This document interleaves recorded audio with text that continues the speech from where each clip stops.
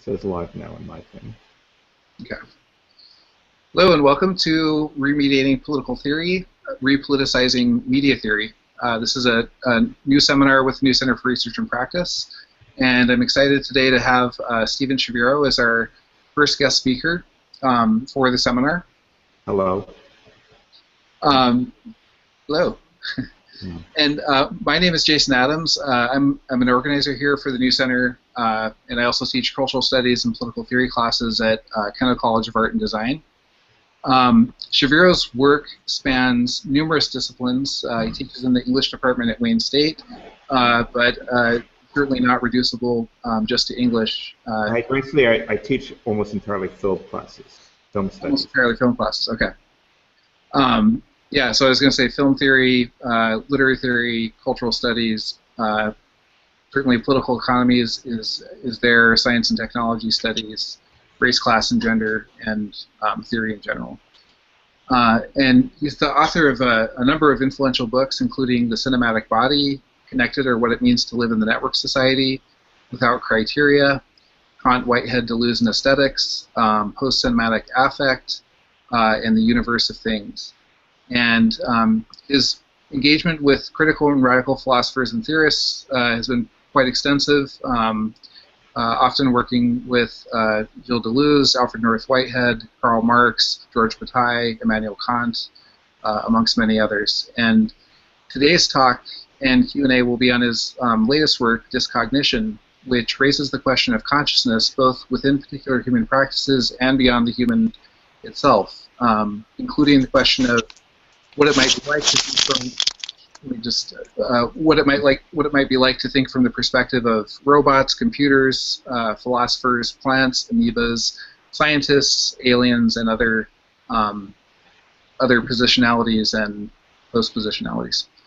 So rather than relying on science or philosophy alone to answer these questions, Shaviro suggests that we might look at science fiction novels and stories to consider the question of sentience on a higher level than just or a more expansive level than what we're used to doing. And given that he's engaging fiction here primarily, I'm especially interested to ask him afterwards how his McLuhanite Marxism, as he calls it, brings fiction into dialogue with the question of media of communication, whether we're talking about print or film or digital, hyperlinked textuality on the internet. So I know some of the science fiction stories that he is drawing upon are primarily web-based, but obviously not all of them. So with that, I'll turn it over to Stephen, and thanks for joining us. Well, thank you for having me. It's fun. Okay, so I don't have, as I told you, I don't have a statement prepared, but I can talk in general terms of what I'm trying to do in my new book, Discognition. Okay, so there are several things. One is I'm interested in questions which nobody knows the answers to, which lots of people are obviously interested in, about the nature of consciousness, the nature of cognition, the nature of sentience. All these words are not exactly synonyms, so they're related.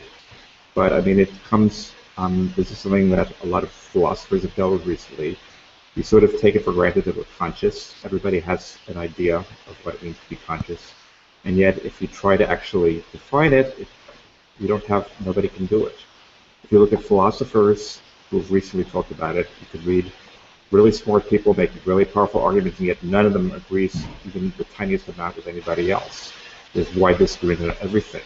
It's something which seems completely obvious, and yet which seems curiously hard to grasp when we try to actually reflect on it. Okay, so I'm interested in how we can speculate on these kinds of issues, and I talk a little about philosophers in the book, but I mostly look at science fiction novels and short stories as ways to think about these issues. And there's a bunch of reasons for that. I mean, partly, I guess I should give my spiel on sort of how and why I'm interested in science fiction. I think science fiction, I mean, there are other forms of art and literature, obviously. Science fiction particularly interests me because of the particular way in which it's a form of informed but fictive speculation. In other words, science fiction by its nature kind of extrapolates. It goes beyond what we have now to looking at further consequences. It's not a completely arbitrary making up of different possibilities. It's sort of taking things that actually exist and pushing them towards further possibilities, or pushing them beyond the levels that they actually exist. Now, I mean, again, I'm suspicious about giving theories of genres of literature or whatever, because you can always, the point is they're very loose definitions. They're more like family resemblances that could try and say they are things which can be totally circumscribed. No matter what definition you give, you'll always find counterexamples or things which don't fit or which make the definition break down. But as Samuel Delaney says somewhere, when he's talking about genre literature, he says what we should do is not look for a firm definition, which is a ridiculous and impossible thing, but rather try to make descriptions, try to figure out a description that seems comprehensive enough to give a good sense of what we're talking about. So I'm interested in the way that science fiction, again, it's hard to say because science fiction involves other things as well, and it can't always be differentiated from horror fiction or from fantasy or from other things. But science fiction often deals with our relation to technology and with possibilities of what might happen in the future. So if you want to push that further, you could say that science fiction, though it's actually written grammatically in the present tense or past tense like other forms of novels, in a certain way, science fiction exists in the future tense. It's what will happen or what might happen, maybe in the subjunctive, I should say, rather than the future. Something that could happen or that might happen, even though it doesn't actually happen. And in this way, I think science fiction is a form of speculating, as I said, about the future. So it's like, it's not prophecy, it's not actual prediction. Science fiction writers are no better than anybody else at predicting what will actually happen in the future.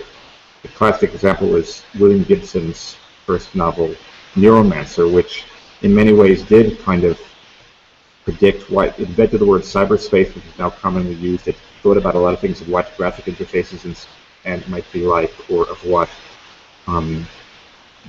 forms of living online might be like. In fact, it inspired some of the people developing the early internet. At the same time, the technology in that novel goes much further than anything that actually exists today, because it involves direct neural connections from our brain into cyberspace, so that we actually don't watch it on a screen, but we feel like we're in a virtual environment. However, at the same time, Gibson has ruefully noted in interviews that when he wrote this in 1983, one thing he never foresaw was cell phones. So now they're so banal we take them for granted. Everybody, folks, has them. But back in 1984, he was predicting all these futuristic things that he had no idea that there would be cell phones. And explicitly, they always have to find a physical wire in order to link into the cyberspace. So I mean, that's partly, I think, this example of how science fiction doesn't predict. It can't be looked at as a thing, what's going to really happen. What it can do is can float scenarios or consider different types of possibilities. It can take potentialities and think about them, and things which could happen. Now, how do we explain this? The way I tend to phrase it is that science fiction deals with potentiality rather than actuality. Now, potentiality, again, different philosophies use it in different ways. But potentiality, here I'm thinking about Gilles Deleuze, who differentiates potentiality from possibility. So possibility is, and many analytic philosophers would put it in these terms, is anything that's not contradictory and therefore is possible. So you can't, there could not be a square circle because that's a contradiction. But perhaps people could fly without using any machinery added onto their bodies, because there's no way that logically contradicts things. It's not a logical contradiction, and so it's not in that sense impossible. And in fact, lots of philosophers have thought experiments about possibilities. What if something, what we called water, had all the exact same properties that water has, but it was not H2O, it was composed of different elements. And a lot of philosophers use these, that's from Hilary Putnam, who died a few years ago. They're used to think about, what's necessary and what's merely arbitrary and contingent. But from Deleuze's point of view, that's not a good way of philosophizing, because just mere logical possibility doesn't really mean very much. Things develop out of other things, and unless you're like Maya Su and believe that anything can happen for no reason whatsoever, just completely arbitrarily, then you want to think about how things could come into existence on the basis of things that previously exist. So you want to think there's some potentiality will be defined as a possibility which is not just non-contradictory, but which is a positive way in which it could come about. So this does imply that you believe there's some sense to talking about cause and effect. It doesn't necessarily imply determinism. In fact, it probably doesn't imply determinism because there's a gap between what must follow from something else, what's absolutely necessary, whether logically or causally, and what's impossible. So there's a whole room in between, which include both these possibilities, but also include what I'm calling potentialities. Potentiality sort of means that it's something that could happen not just by arbitrary fiat, but because it relates to tendencies that exist in the present. Or to put that differently, and this is borrowing from Deleuze, Deleuze often talks about the difference between the actual and the virtual. So the actual is the factual state of affairs that entails at this moment in time. But there are a lot of things which are not actual and yet which have potentialities in the present, and those Deleuze would call virtual. So the virtual are things Deleuze says, and he's quoting Proust here, which are real but not actual. They are real rather than completely arbitrary fictions, but they are not actual because they aren't literally happening. In other words, what's real but not actual is something that the forces and tendencies and states of affairs in our present reality could give rise to, but they don't happen, but they don't exist. They aren't actual at the present. And thinking about a gray area between absolute necessity and mere actuality, and thinking about this in terms of potentiality, things that are not just logically possible, but which could project out from what actually exists, is, I think, how science fiction works. Now, there's another framework we can put this in, is we think of the past as well as the future. The past is not actual either, though many people would say that the past is real, because what happened in the past can be remembered, and it isn't really hearing weird noises. Does everybody hear me? Okay. So the past is also something that might be thought of as real but not actual. Things actually happened, but they're not happening anymore. Somebody who died used to be alive, and we don't want to say that it's a mere fiction. I mean, again, logical possibility, it could be, this goes back to Descartes, everything is an illusion. I'm a solipsist, nothing else exists besides my mind and the fantasies which are being fed into my mind by evil scientists. Everything else is, the past didn't exist, but just God or somebody made it as if there were a past, even though I only came to existence right now. I have memory as the past, these are all false. Now, I don't think that's a very likely scenario, but again, speculation, when I'm thinking of it as exploring speculation, won't pursue those things. It won't pursue things that are just logically non-contradictory if there isn't any reason. I mean, this is sort of like Leibniz's principle of sufficient reason. He says that things have a reason for being the way they are. Okay, so I think this seems to, I could talk more about science fiction and how this relates to Quentin Miyasu's critique of science fiction, but I'll skip that because that's not sort of, I'm already getting a little bit astray here. Anyway, so you might say that both the past and future are potential, or they're virtual.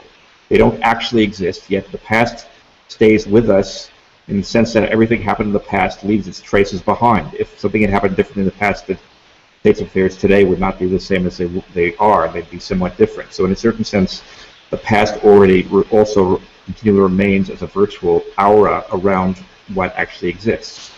And the future seems, I mean, a lot of science physicists have tried to say that there's no direction of time, but obviously there is in everyday experience at the very least. So the future would be something that can arise out of the situation now but hasn't arisen yet.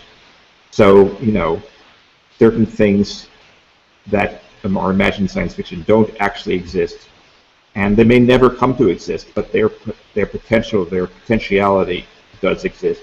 They're actual forces in the current situation which could lead to them. So another way to put this, I'm talking about, we should think that there's a certain reality of things like tendencies and processes which haven't finished. None of these ever have a teleology. We cannot say for sure or prove for sure what they're going to be, but They exist as potentialities, as possible directions, as movements, as vectors, as forces pointing in certain ways and not necessarily in other ways. And all this is what you might call the virtual, and what I think of as science fictional speculation is about. Now, again, philosophically, there's more which I haven't worked out well enough to really talk about, but basically, both Deleuze and other people in the same line as him, Deleuze following Henri Bergson, and also Paulo Virno in his recently translated book, Déjà Vu, see potentiality as mostly a matter of the past. The past is a reservoir of potentials. There's more in the past than is just actually today in the present. And that's why this can lead to other things developing. You might say, for instance, that if we have our social formation now with the large corporations which control all this data, this could lead to a kind of totalitarianism, soft totalitarianism. Some people would say we already have it, but an intensification of that where we live and die at the whims of Google and Apple or the other companies which control our data. But you could also see a potentiality in which the way that data gets transferred could lead, as many people thought earlier, to possibilities of liberation and transformation. They're both potentialities which exist, and to think about them as potentialities, to think about the way in which they might actually be implicit in or arise out of the actual things we have now. Okay, so I mean, again, I don't feel I did a good enough job of that, but that's just sort of the background. That's the way I'm trying to think about science fiction, as an exploration of potentiality, as an exploration of things that it's often said science fiction is really about the present, not the future. It's not saying what the future will actually be, but it is a part of the present that has relation to the future. It's an exploration of tendencies for future development in the present. And that's why science fiction is always either utopian or dystopian or a combination of both, because we can extrapolate from actual situations, see how they might develop, what potentials might unfold from them. And these could be both actually totally horrible or totally desirable, or of course everything in between. But the point is that we're thinking about, science fiction is thinking about how these things might develop on the basis of what actually exists now, socially, technologically, materially, scientifically, and so on.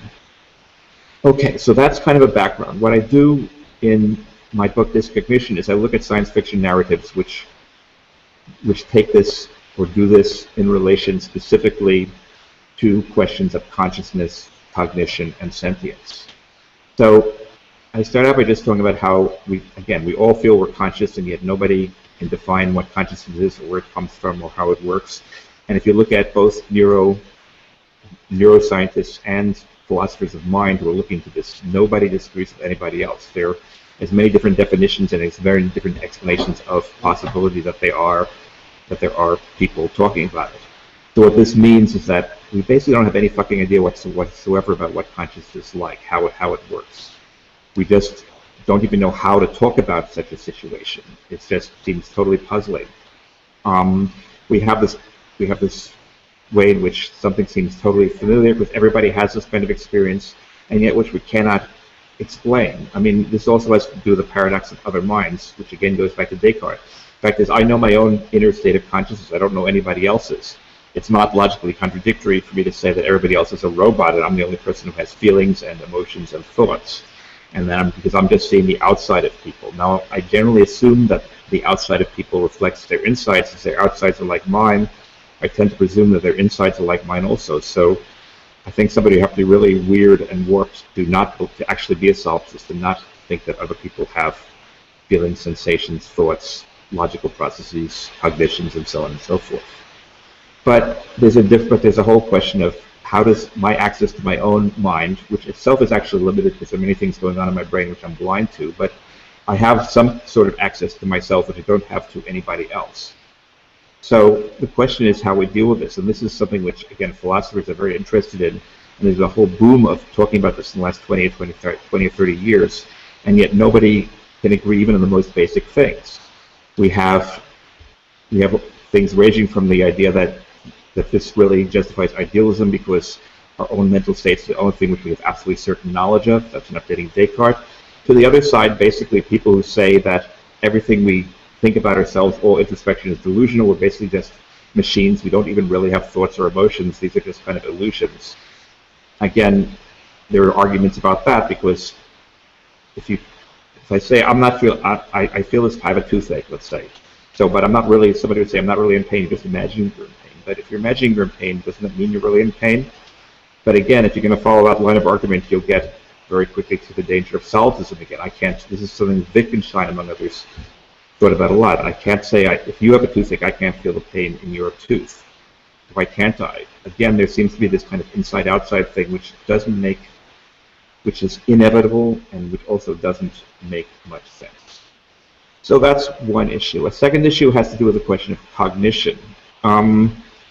Recent philosophy and science have understood mental processes in terms of cognition, which cognition means having concepts, understanding, or even how to do things. So my dog doesn't have a language, and that's led some people to doubt whether dogs are truly conscious or sentient. But most people, Descartes didn't think dogs had minds. Most people, I think, especially people who have dogs, would agree that dogs do have minds. But again, what kind of access do we have to it, and how can we tell how can I tell what my dog is thinking? His behavior gives me clues. He doesn't have language, so I can use some words to communicate with him. I can give him an order to sit. I mean, if he's feeling in a good mood, he might do it. But we can't even say what kind of concepts he has, because without language, how do you think of things like the future, the past, or make references to non-present things? I can't tell my dog I'm going out, but I'll be back in 15 minutes. There's no way to convey that concept.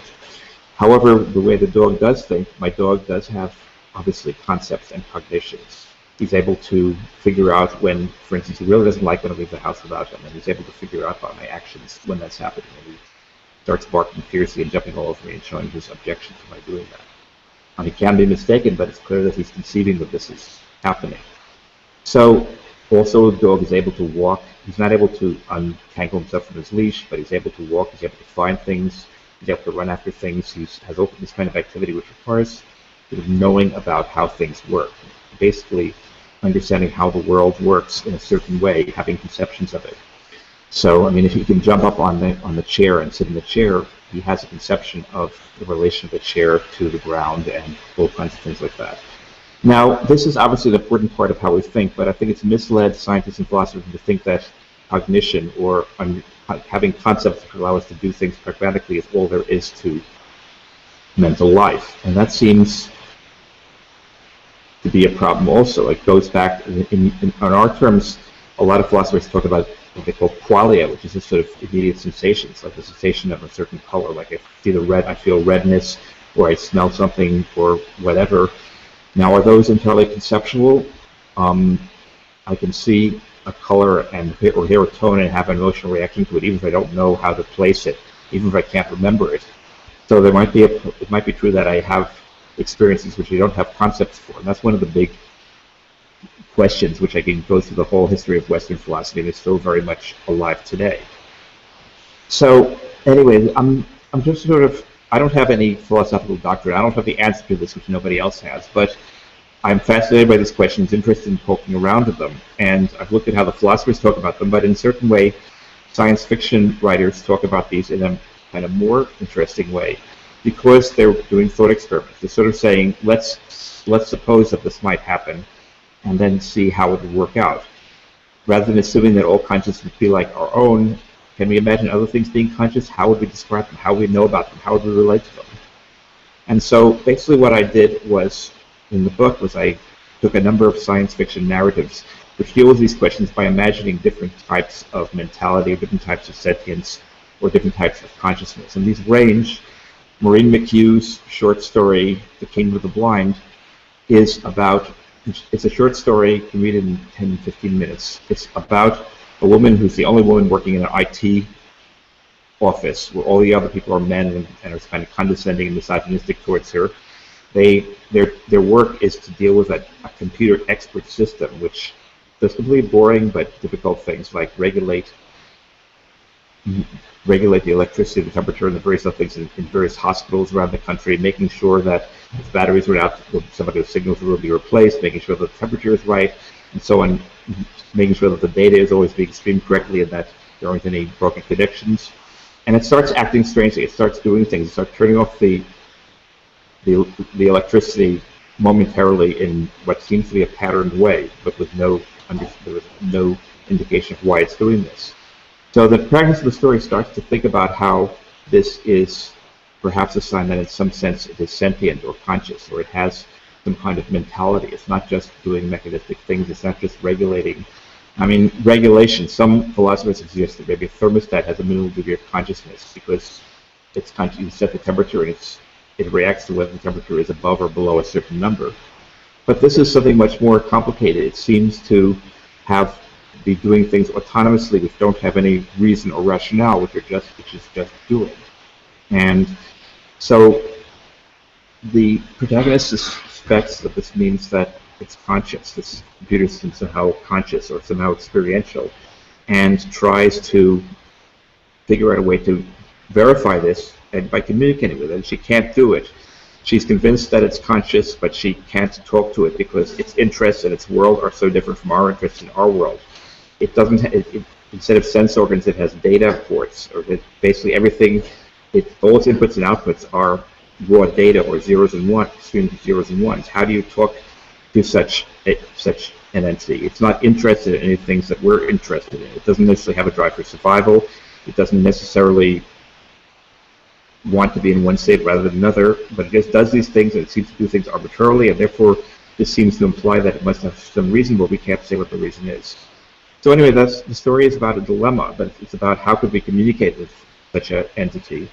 And the end of the story implies that it probably is sentient, but that just cannot be proven, and it sort of leaves you with there's no way to prove it, though it seems to be true. We can't actually communicate with this entity. So that's one story or one example. Other stories deal with things like Peter Watts' Blindside, which deals with a first encounter with aliens who are much superior to us in every possible cognitive way. They can outthink us. They have more advanced technology. They can out-strategize us, all these kinds of things. And yet, they don't seem to be conscious. As far as we can tell, they do not have any kind of inner experience that we think of as consciousness. Now, that, of course, requires... there are a lot of thought experiments in philosophy which talk about things which wouldn't be conscious, but would act just like conscious people. But in this story, there is a difference. They act somehow differently. And so there is some indication they are unconscious. Okay, I think my kids are leaving. I just want to say goodbye. I'll be back in 30 seconds. You guys are leaving? Okay. No, it's okay. Just go. Just go. Okay, bye guys. See you later.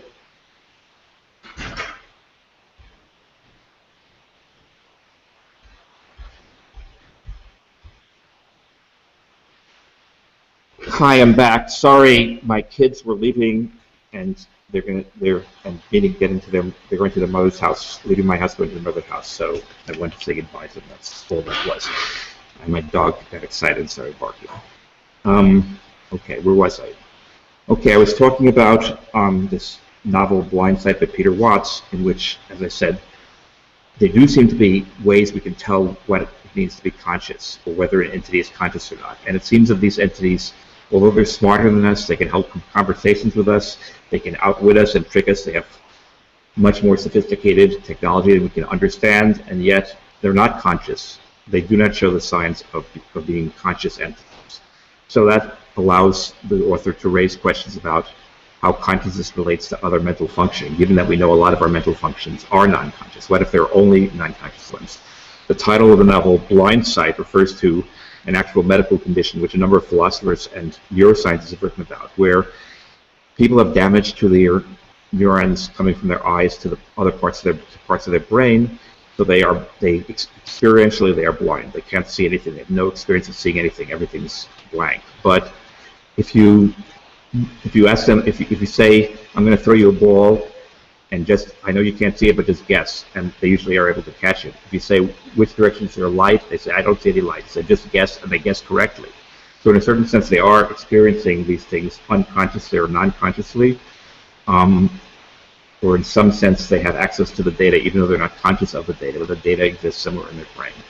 So, again, every chapter in the book deals with dilemmas like this, by scenarios which give us alternatives to our everyday forms of consciousness and sentience, and allows us to say, well, what if this were the case, or how would we understand this? And they involve both humans being augmented in various ways, or theories of human blindness or inability to really control or understand their own ourselves. They include computers becoming sentient, avatars in virtual worlds who become autonomous and sentient, and various other things. There are 5 science fiction stories they talk about this. There are 2 more chapters.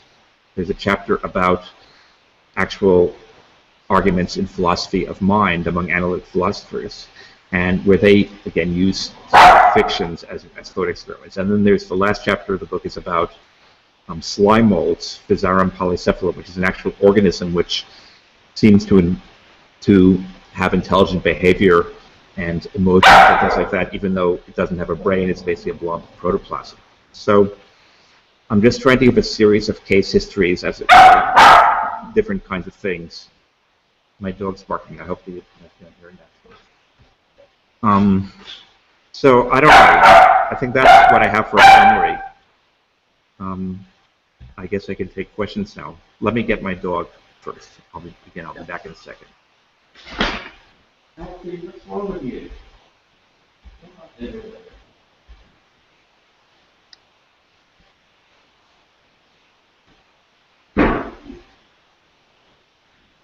Come on, Alfie. Alfie, come on.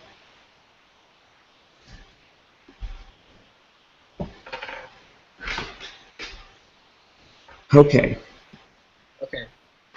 That was great. Thanks so much for that.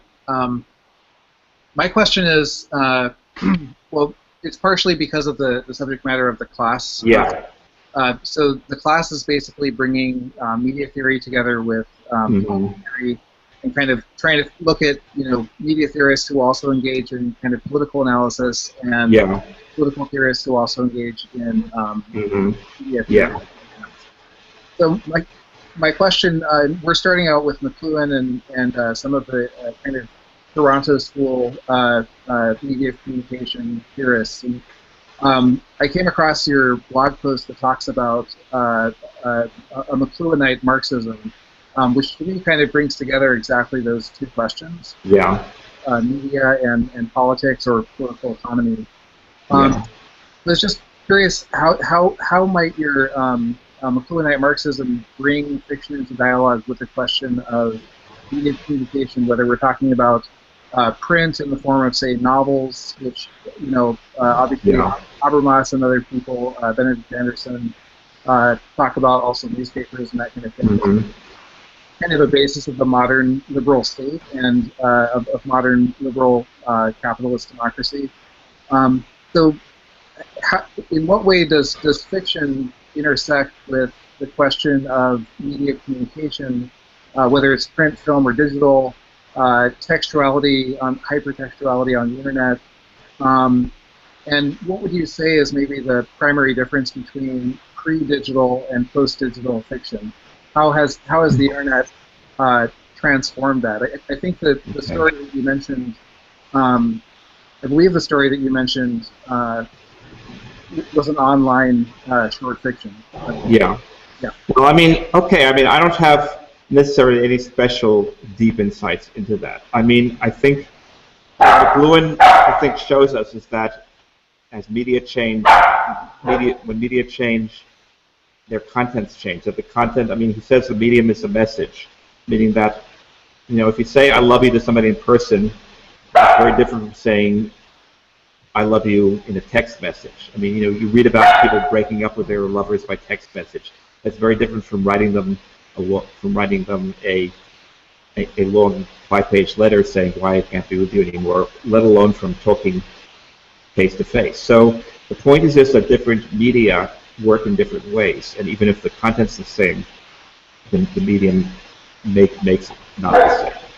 Okay, given that, I'm still pretty much reading these written science fiction stuff for its content more than for its form. Sometimes it gets, there are circumstantial things. Peter Watts's novel Blindside, which I was just talking about, when he originally published it, his publisher didn't do a very good job of publicizing it. So and it was only out of paperback with expenses, so very few people bought it.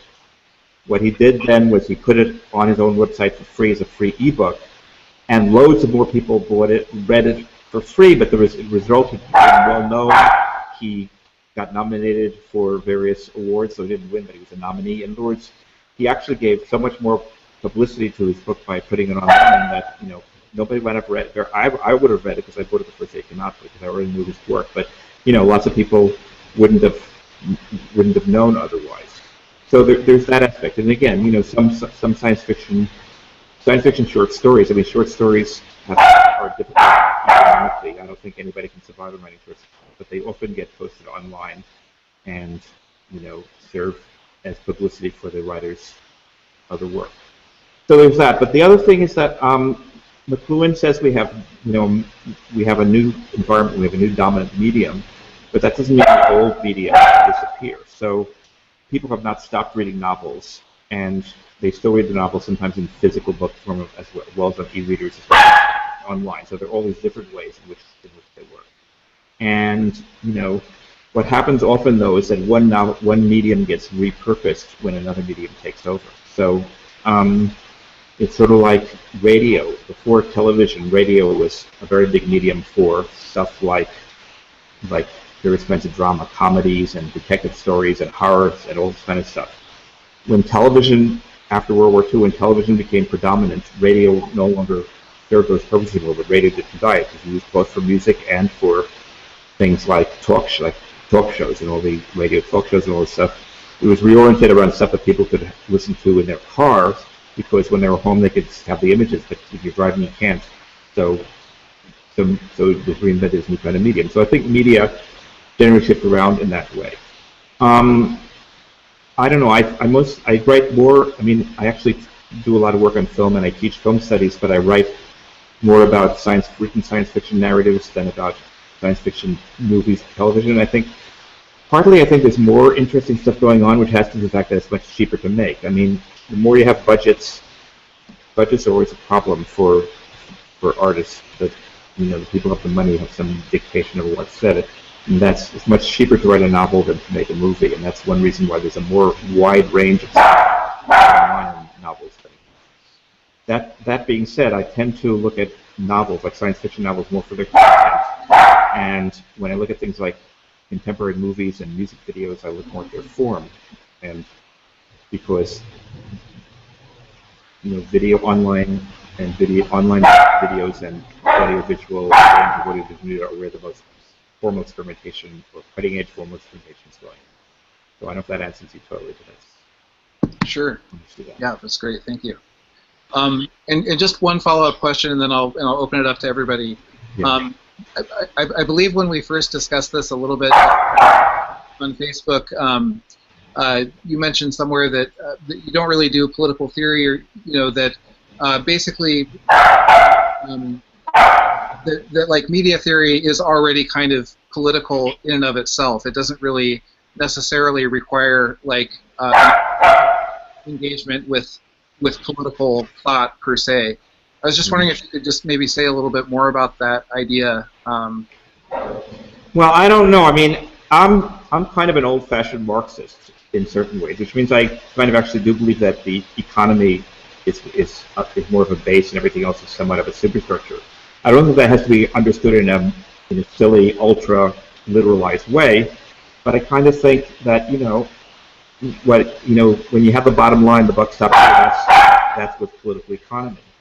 And other things are negotiable, but the thing that's least negotiable is, you know, the way the economy works, who gets basically in our society, who, you know, controls things which are valuable, whether that be data or physical goods or information, but just that is where things are going on most fundamentally. So I kind of think when people talk in academia, when people talk about ethics or about politics, I kind of think, well, there's a politics behind the ethics, and there's a political economy, or the economics behind the politics.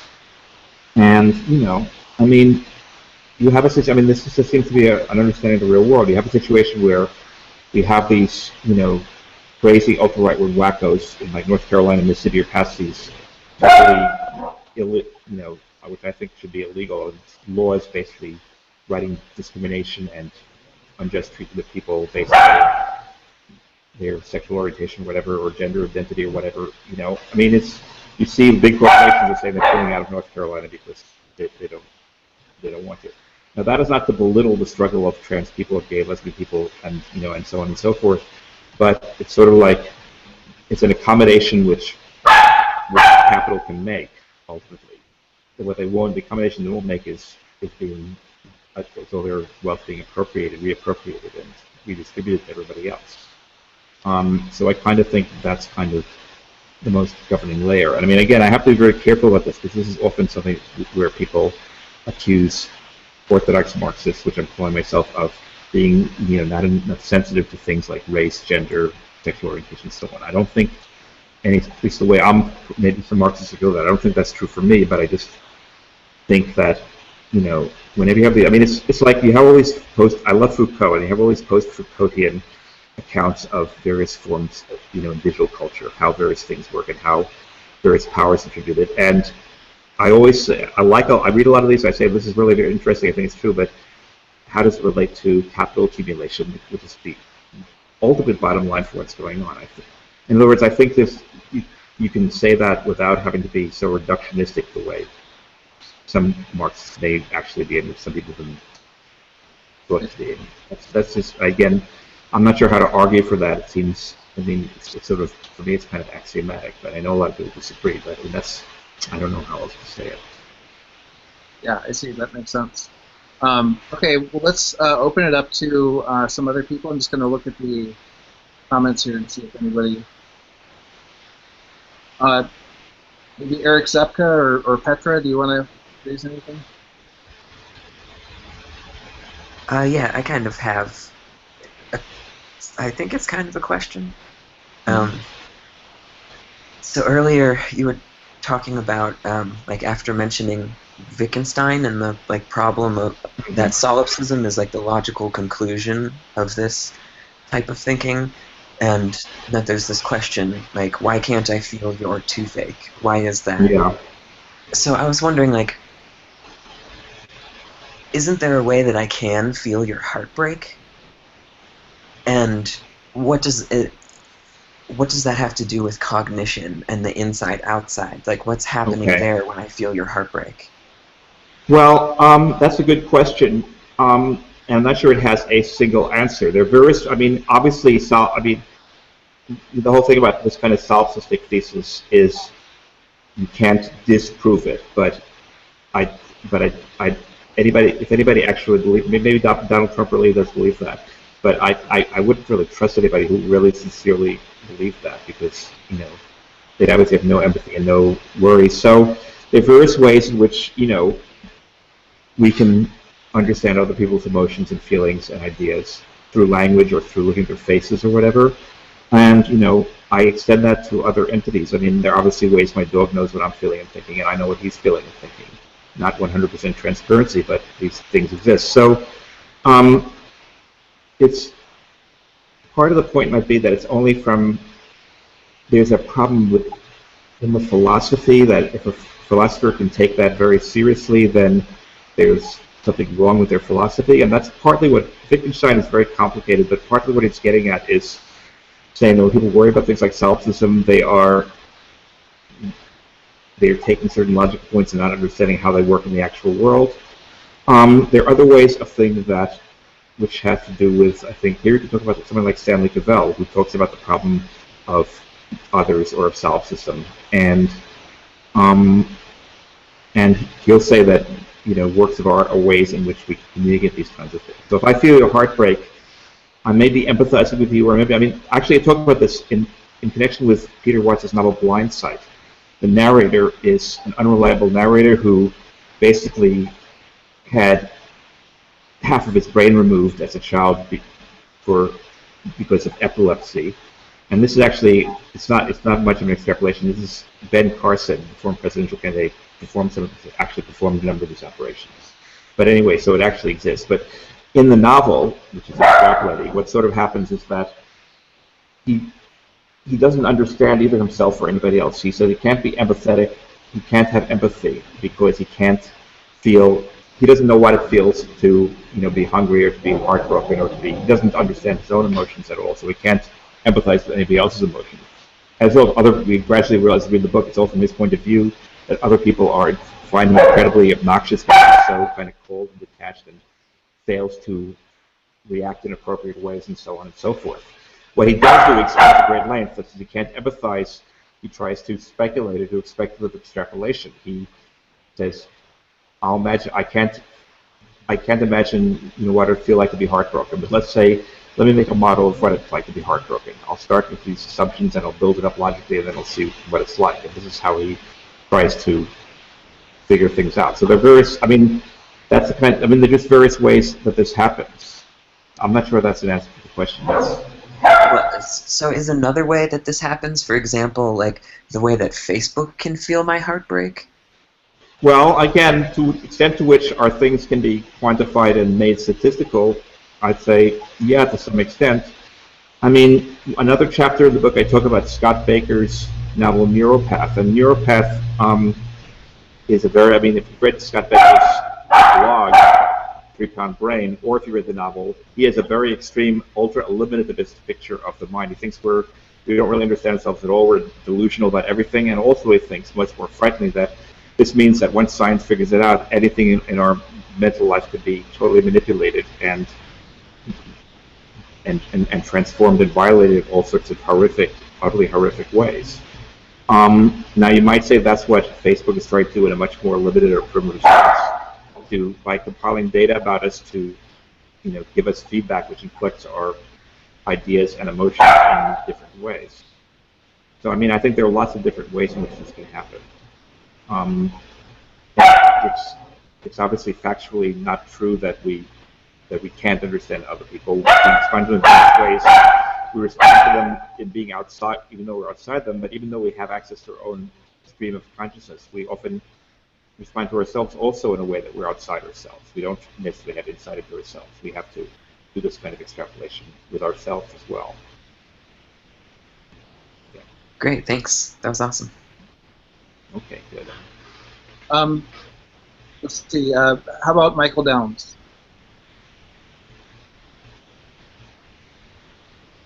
Oh, we're not getting your audio, unfortunately. Oh, wait, hold on. I think I know why. Turn up your audio. You try it again? How about now? Yep. Okay. Hi. My philosophical background is in Heidegger, and so first time, whenever I hear somebody start talking about the problem of other minds, Heidegger comes to mind. And I guess my question would be, do you think we can totally ask these sorts of questions in a different way if we utilize the idea that what we all are primarily is being in the world? There really is no outside-inside distinction at the basis of it. Of course, we can always stand back and have these moments of reflection, but they're derived or they're secondary opposed to our general immersion in the world. I'm not sure how to answer that. I think that Heidegger's right, and that we are immersed in the world and we're thrown into the world and that kind of stuff. I'm not sure whether that makes it easier to empathize with or understand other people, or even to know what thinking means to us for ourselves. I'm not getting very good. Yeah. A lot of the analytic philosophers won't, in dialogue with Heidegger, and I think that's unfortunate, because I think if they could get past his language, a lot of his phenomenological insights could actually help further what they're doing. Well, I tend to. My background is actually English literature and film, but I have a background in continental philosophy much more than in analytic philosophy. So I'm sort of doing this in the other direction. I'm trying to, instead of the kind of knee-jerk idea that these analytic philosophers are all idiots, which I admit sometimes one's tempted to take, but they think we're idiots, so we should think they're idiots also. But that's really unfair. There are people who are actually doing interesting things, and so I would say I'm not that oriented to Heidegger very much, because I'm much more oriented to Deleuze and to Whitehead.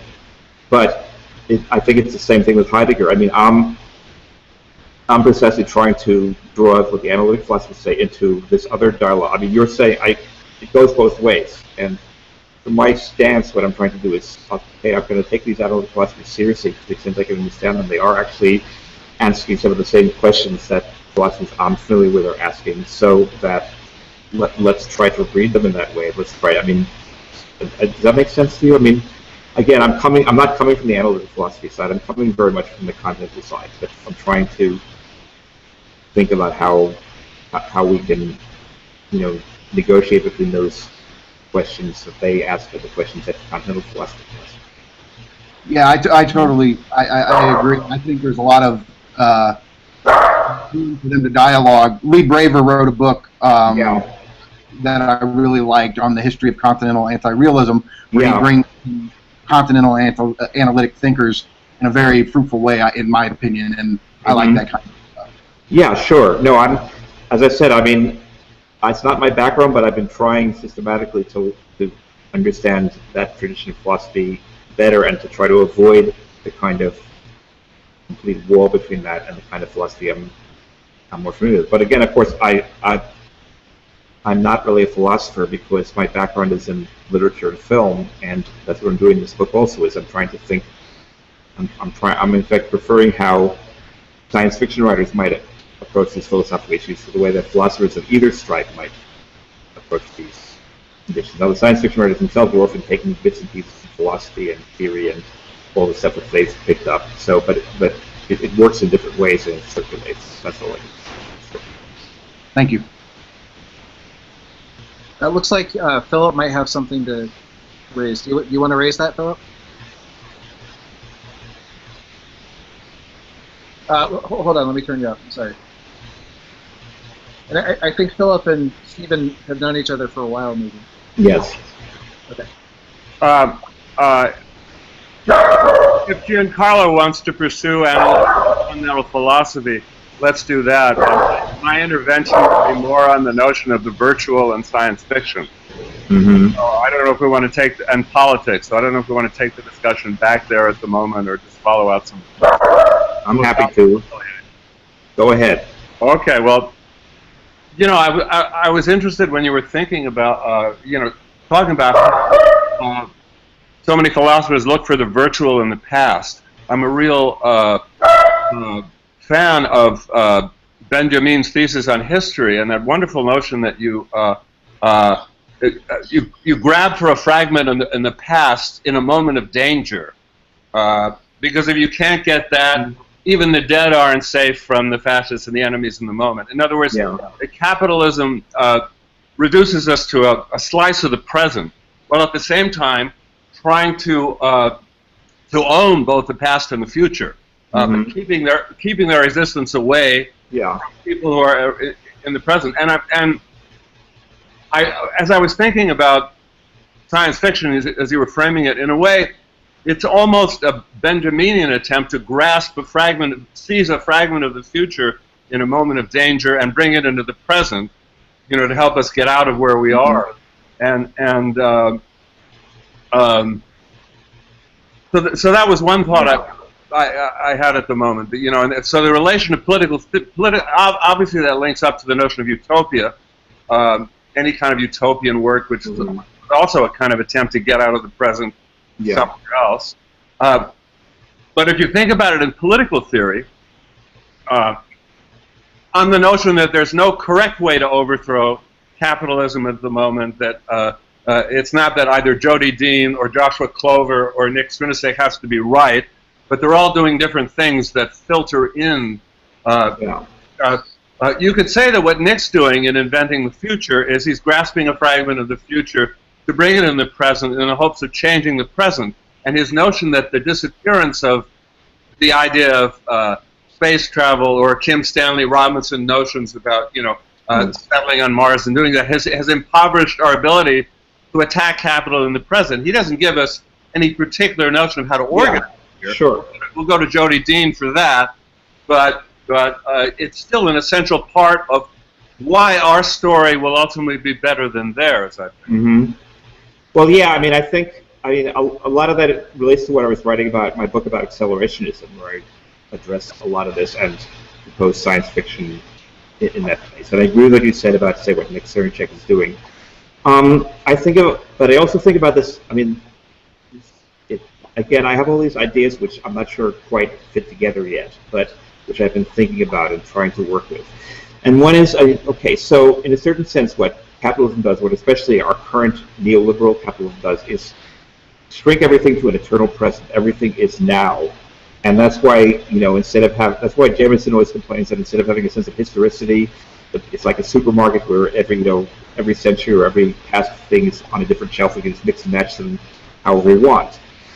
But again, this also goes into the future. I mean, part of what our current economic and political system tries to do is to regulate and control the future. So I mean, you can see this in just the whole stuff about derivatives and how derivatives try to price everything, every possible eventuality, every form of risk. Everything is a risk, and the risks have percentages, and therefore it's a way of trying to control the future by premeditating. So you can say that's premeditating it, as Richard Gruson says.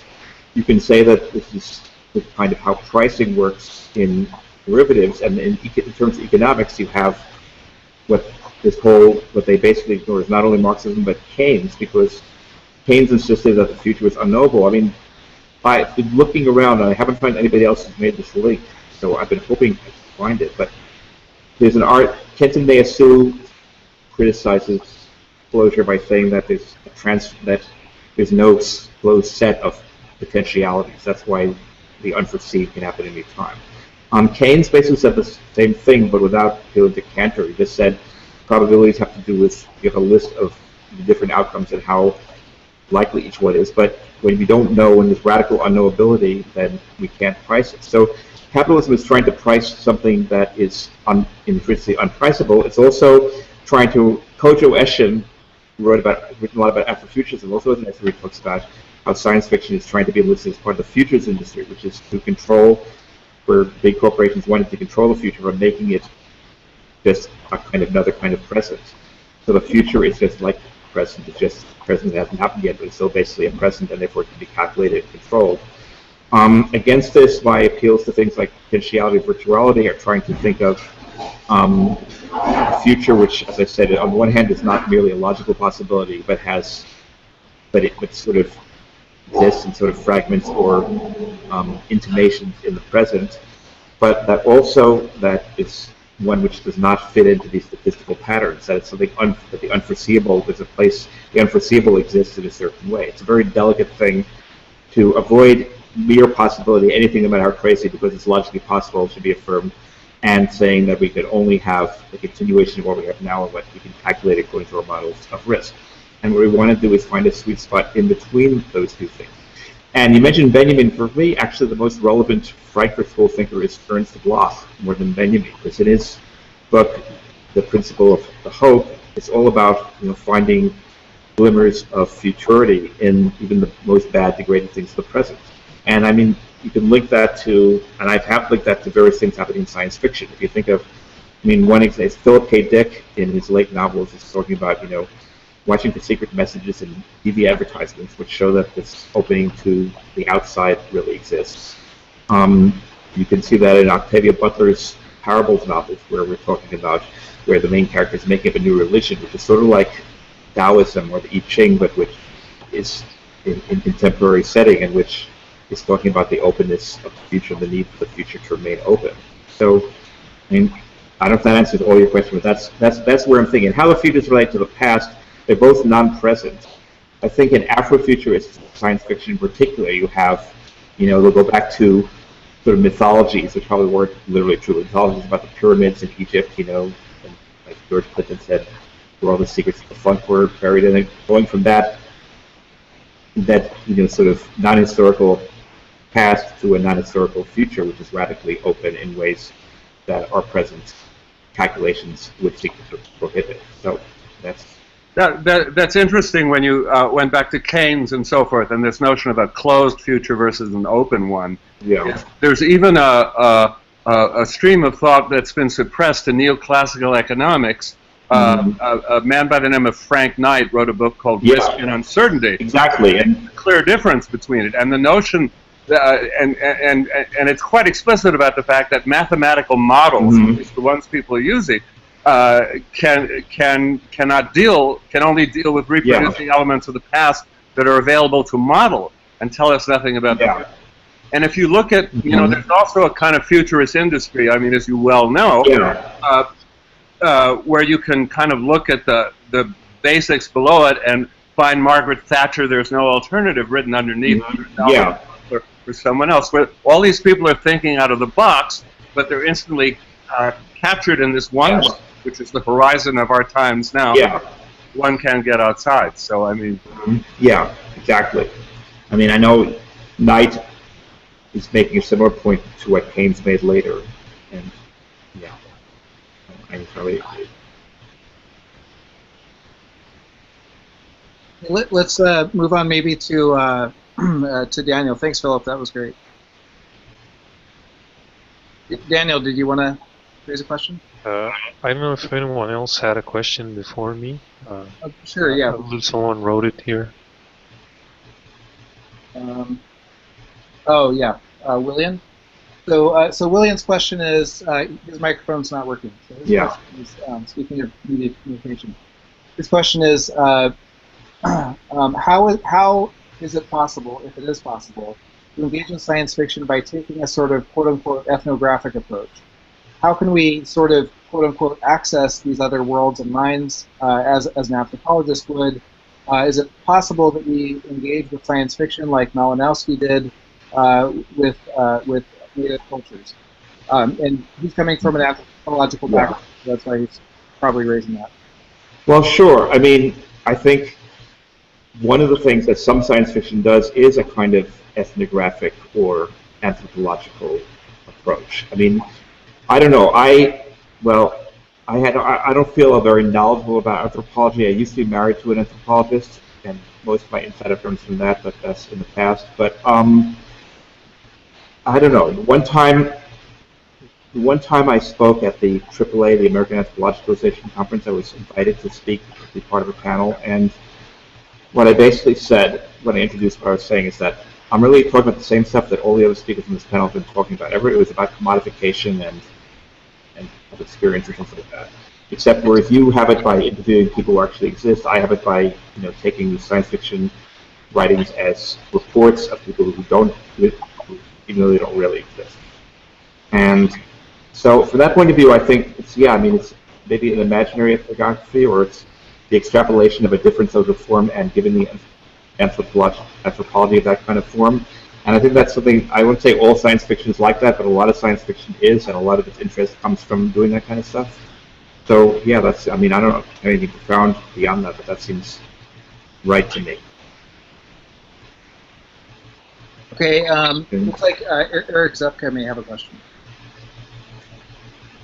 So I first had a quick, I just had a quick question first of what the short story name and author was that you mentioned before, Peter Watt's novel. Okay, Maureen McHugh is the author, and the story is The Kingdom of the Blind, and it's available for free online. Kingdom of the Blind. McHugh, MC, capital H-U-G-H, McHugh. Capital H-U-G-H. Cool, awesome. Okay, so my question, it's kind of has two parts. One, and it kind of comes together in your term discognitivism and how you're sort of situating yourself in relation to philosophy of mind and cognition and so on. You said sort of that you're reading philosophers, but you don't really have a philosophy of cognition. But I'm interested in sort of you talk maybe a bit about what it might be if you did. There's certain strands of philosophy of mind, embodied cognition, extended and activist cognition. Varela's neuroimmunological autopoietic system, things like this that I don't know how well they match up, but I'm a little bit curious that you to sort of posit if you did what. I'm very interested in all the kind of stuff you're talking about. Some more than others, but I mean certainly, Andy Clark on extended cognition is important for me, and some of the stuff that Alvin Noe and other people talk about embodied cognition is is really important for me.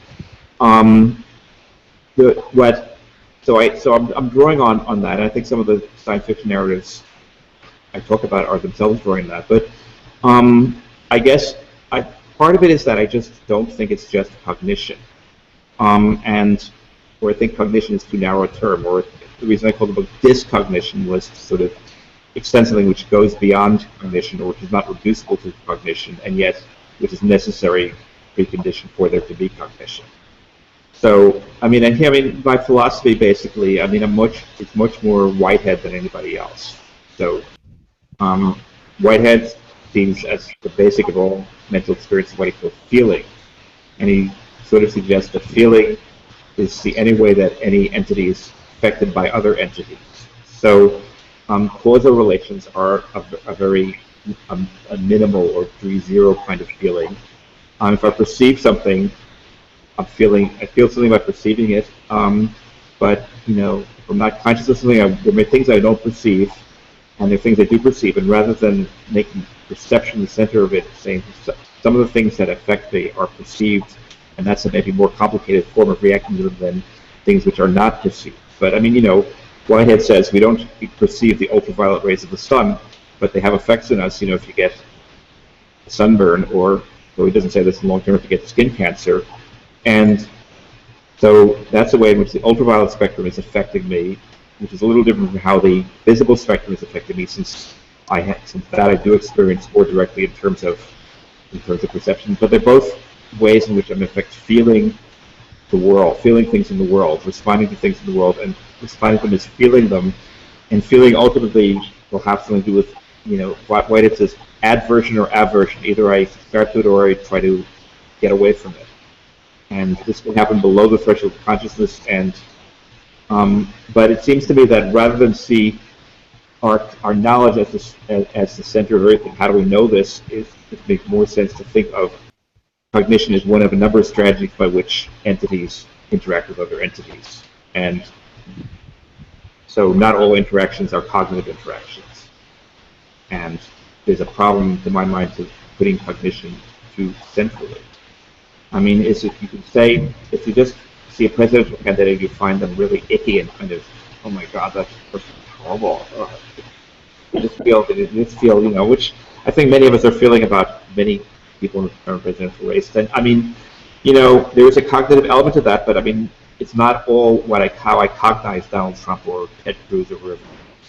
The cognition itself is grounded in something which is precognitive, and which has to do with the kind of, I mean, this is the kind of stuff which affect theory has been talking about in a wide range of the humanities in one way, in which I think you can talk about in preconscious or non-conscious terms in other ways. So that's, I don't know if that answers the question. That's basically where I'm coming from. It absolutely does, and it leads really nicely into another sort of aspect that I was interested in, which is your use of dis.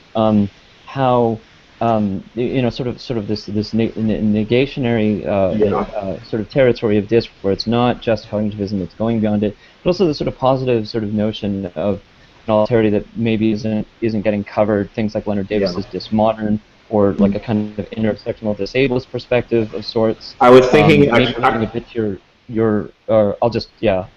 maybe relating a bit to your Marxist idea of that's still concerned with alterities beyond the economic and poverty and so on. And yeah, I don't know. I mean, like, if you had, like, what do you think of this sort of dis as a new kind of cognition of underappreciated forms, of excluded forms, in that context? I think that was behind my use of the word. I mean, I think part of what I was thinking of, a colleague of mine at Wayne State, Sarita Chandra, has a book called Dislocalism, where she is talking about sort of the relation between emphasis on localities in art culture and the way in which those are actually interrelated to global capital. So, saying that you should only buy food that's actually grown in your immediate area is a kind of localism, but she sees it as dislocational, so she's combining the particular and the provincial with this kind of global capital flows. And I mean, so I was partly thinking that there are other discords, but I mean, yeah, I like what you said about how you could think of the dis as a kind of free categorization of, I mean, I'm making up a word. Awesome. Thank you so much. Sure. Okay. How about Another thought. go ahead. What? I thought I just had another thought when I was listening. Yeah. Yeah. There's a way in which the whole period of kind of eliminative discourse and the whole notion going back to the idea that an almost mechanized Cartesian idea that man is built to create delusions is at the same time that we moved away from the notions of the 60s and 70s where one was talking about false consciousness or commodity fetishism at a much better thing. It's almost like one has kind of transferred this split from outside where it is to some sort of inherent thing inside. Yeah. I'm not sure I really follow what you were saying there. I have a lot of thoughts about eliminativism, but I'm not sure what you were asking. Oh no, it was just I confess that your book is on my desk, Stephen. I haven't. That's okay. Yeah. I haven't chosen. As long as you buy it, I get the royalties, even if you haven't read it. Oh, that's good.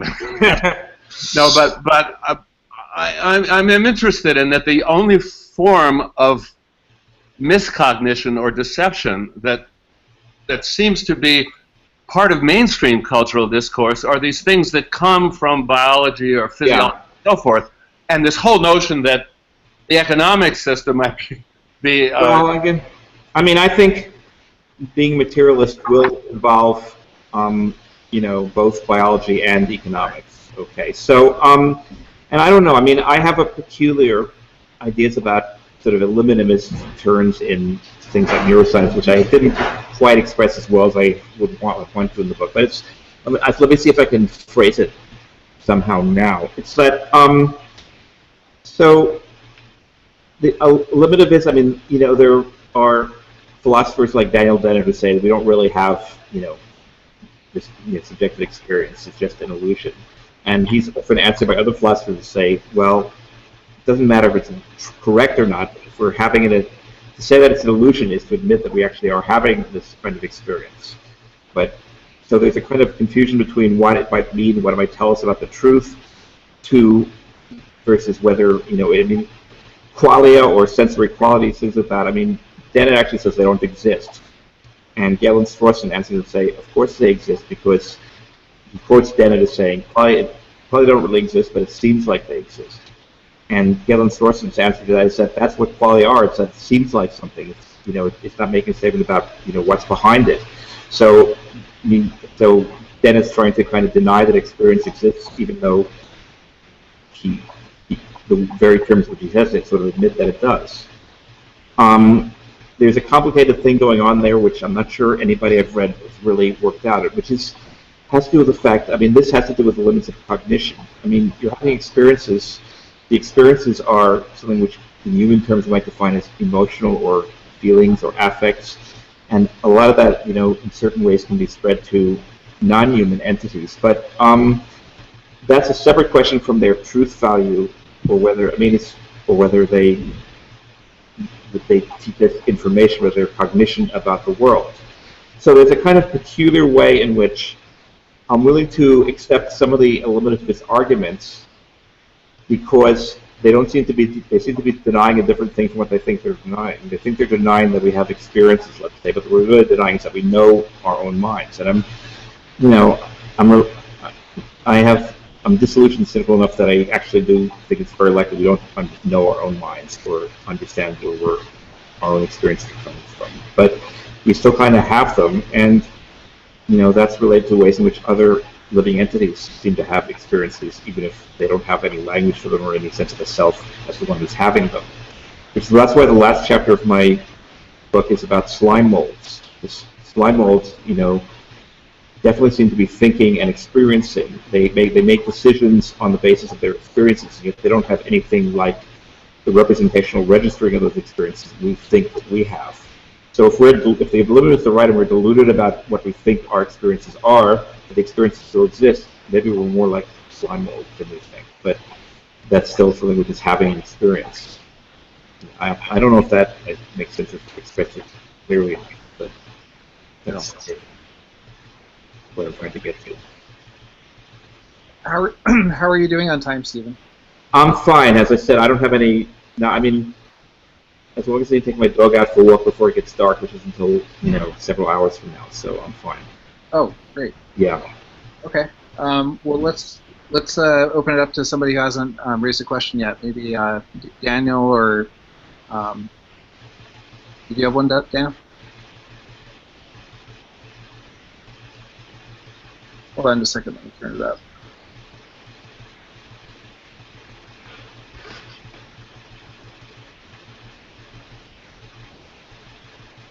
Oh, you're on mute, Daniel.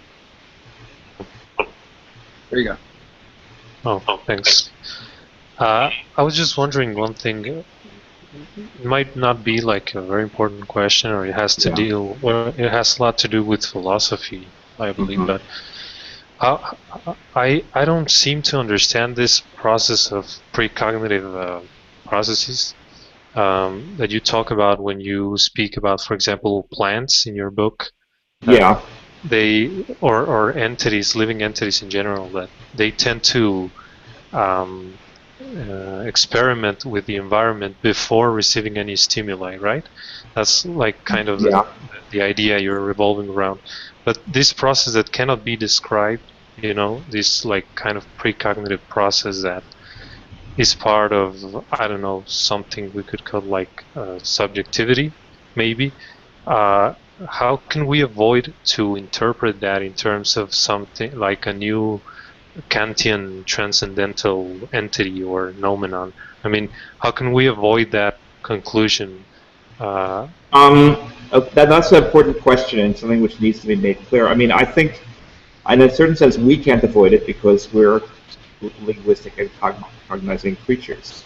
What I think is that living entities, well, you can talk about animals, think of other kinds of entities, but even non-animal entities like plants or slime molds or bacteria they're doing things which they are flexibly responding to situations they encounter in the world. And by encounter, I mean things that affect them. They are affected by things, and they can affect things in their own turn, and they seem to be, even slime molds seem to be making decisions about what they will do and how they will affect. Now, I don't think that, I have no evidence that slime molds are conscious, and certainly they're not linguistic, so they may not be conceptualizing in the sense that we find it very hard not to do.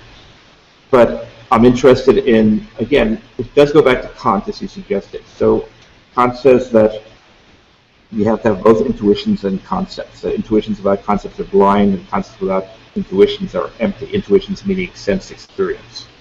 And you might say that, like in the 20th century, Sellers gives an updated version of this with his attack on the given.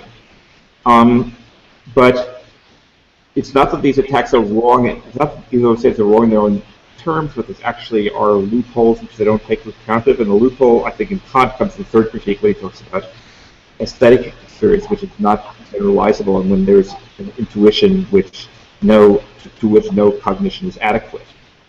And there are various ways in which you can see this in certain limits of human experience. Metzinger talks about what he calls Rothman qualia. Rothman's the philosopher who's borrowing this from, where you can show people let's say, two very closely related shades of red. They can tell that the shades are different from one another, that they don't identify with each other, but they cannot remember or conceptualize what either of the shades is. They're having an experience, but the experience is not conceptualizable. What that means is they find it ineffable, they can't speak about it, they sort of know it at the time, but they can't remember it. But nonetheless, there are different things going on. And like Kantian aesthetic experience, this is an intuition or a sensory experience which no concept seems able to cover. It's too subtle, and it's too subtle to be covered by conceptualization. So there are these odd kinds of things which happen with us, and I think it's probable that other kinds of entities might be more. They don't have our conceptual powers or our cognitive powers. They don't have language, but they even don't have other things. They may not have selves or subjectivities, and yet they're not. Something more is happening than just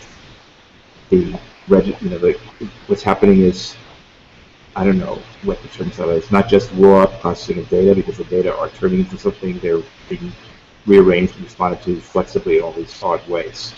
So these are things which are like limit situations, but you can't really abolish the limits, even though you also cannot take those limits and turn them into something which we can then grasp conceptually or talk about in our own terms.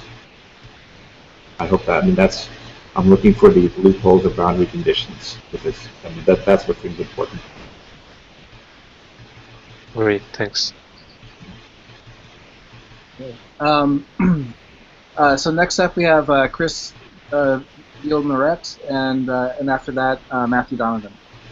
Go ahead, Chris.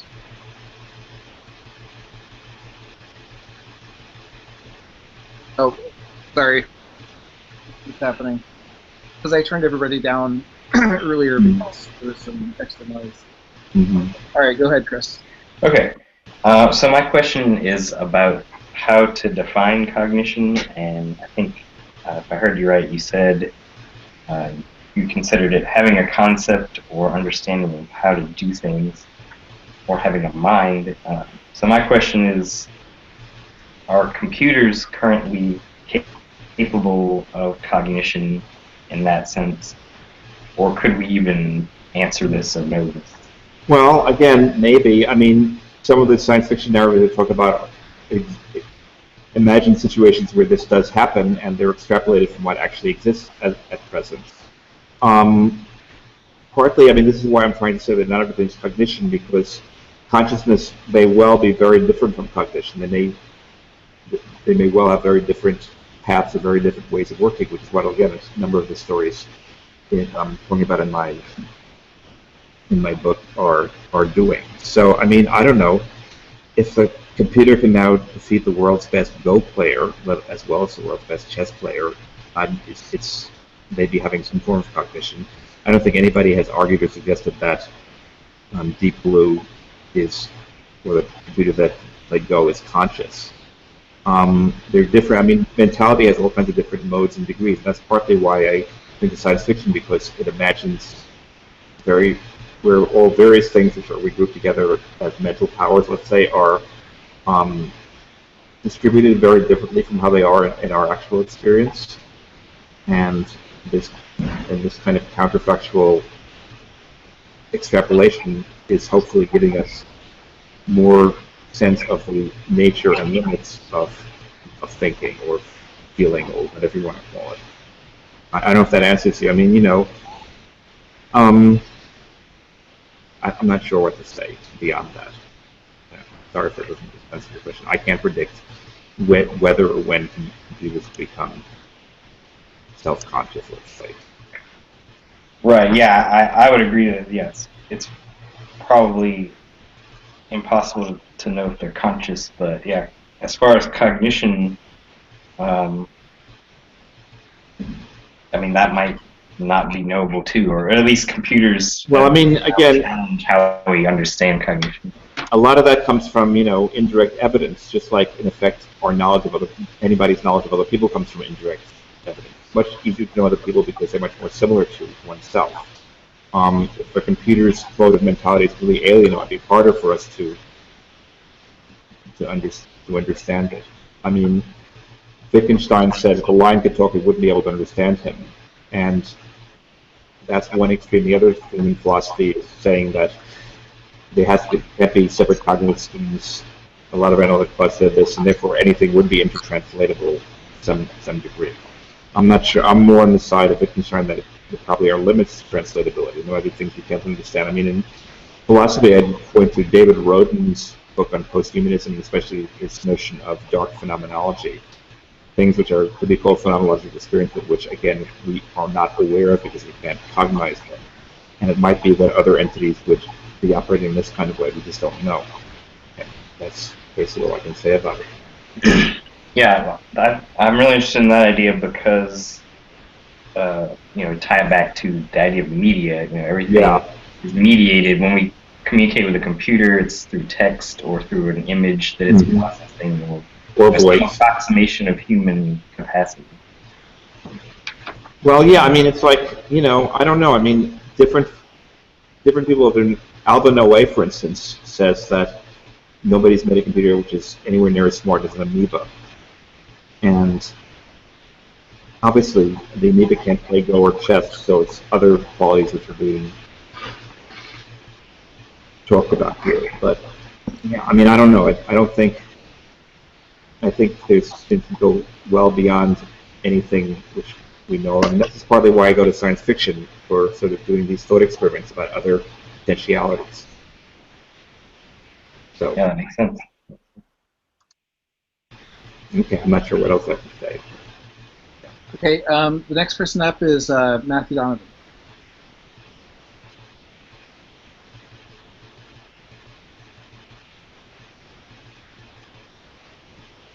Hello? Can you hear me? Yeah, now I can.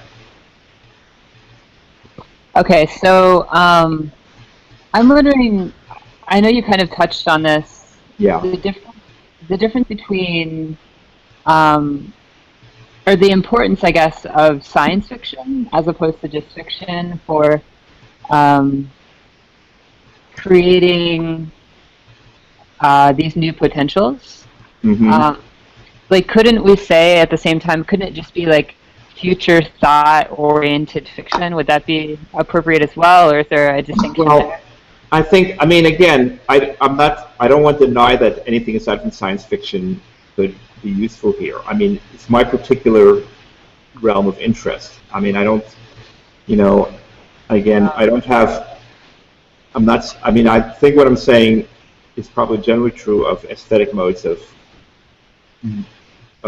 thought, let's say, or about, you know, I mean, I'm interested in science fiction in particular, partly because it's simply that's what I enjoy reading, you know, and there's some kind of horrible background. Okay, so I don't want to say that it's science fiction is special and other forms of aesthetic expression don't work, Okay. but I also don't want to say that it's just in general because I'm in particular interest in the particular ways that science fiction negotiates these issues.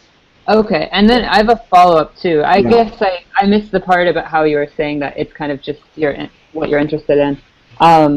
So could we think of can we create an ethic? I know a lot of people probably in this chat room aren't interested in creating any kind of ethic, but creating an ethic for political and social theory to make theory more tangible and accessible.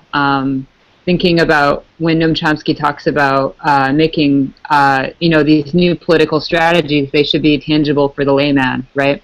I mean, could that be a strategy? Is that something that you've thought about or you've talked about? well, I mean, you know, I'm an academic and I write academic prose, and I don't write novels or short stories because I'm not very good at it. I tried when I was younger and with all crap.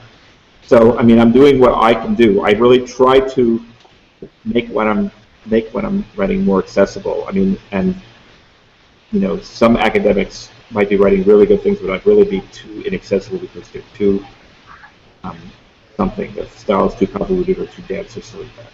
So in principle, I'm in favor of trying to communicate more. I don't think there's anything good in itself about kind of elite forms of, you know, this is a club which you can't come into or anything like that. But again, it's difficult. The reason that we use, basically the reason that we use theory, at least for me, is because it gives us a kind of shorthand. If, you know, every time I mention neoliberalism, I have to spend 5 pages explaining what it is, you know, I'll never get anywhere. So I might explain where it is in one place and other places others refer to it. And that's what we're using theories from other people for also.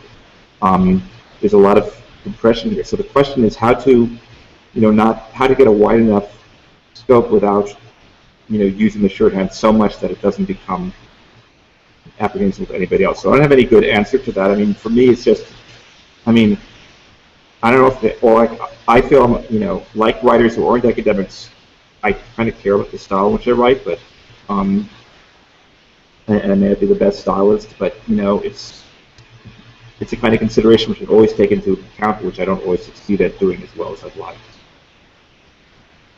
Does that answer? Yeah, definitely. And thanks. I saw you in LA a couple weeks ago, and it was mesmerizing. I really appreciate it. Thank you. Well, thank you.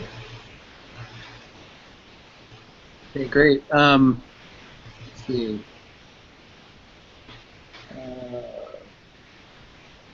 Maybe Theodore or Jessie said she's not ready for one right now. Or maybe Eileen. Eileen or Theodore.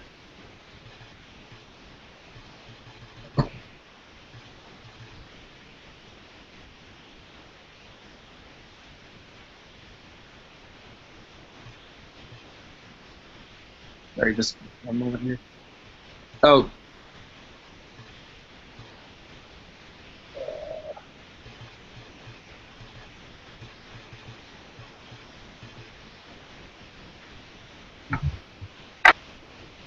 Eileen, were you saying that you did want to go, or you don't?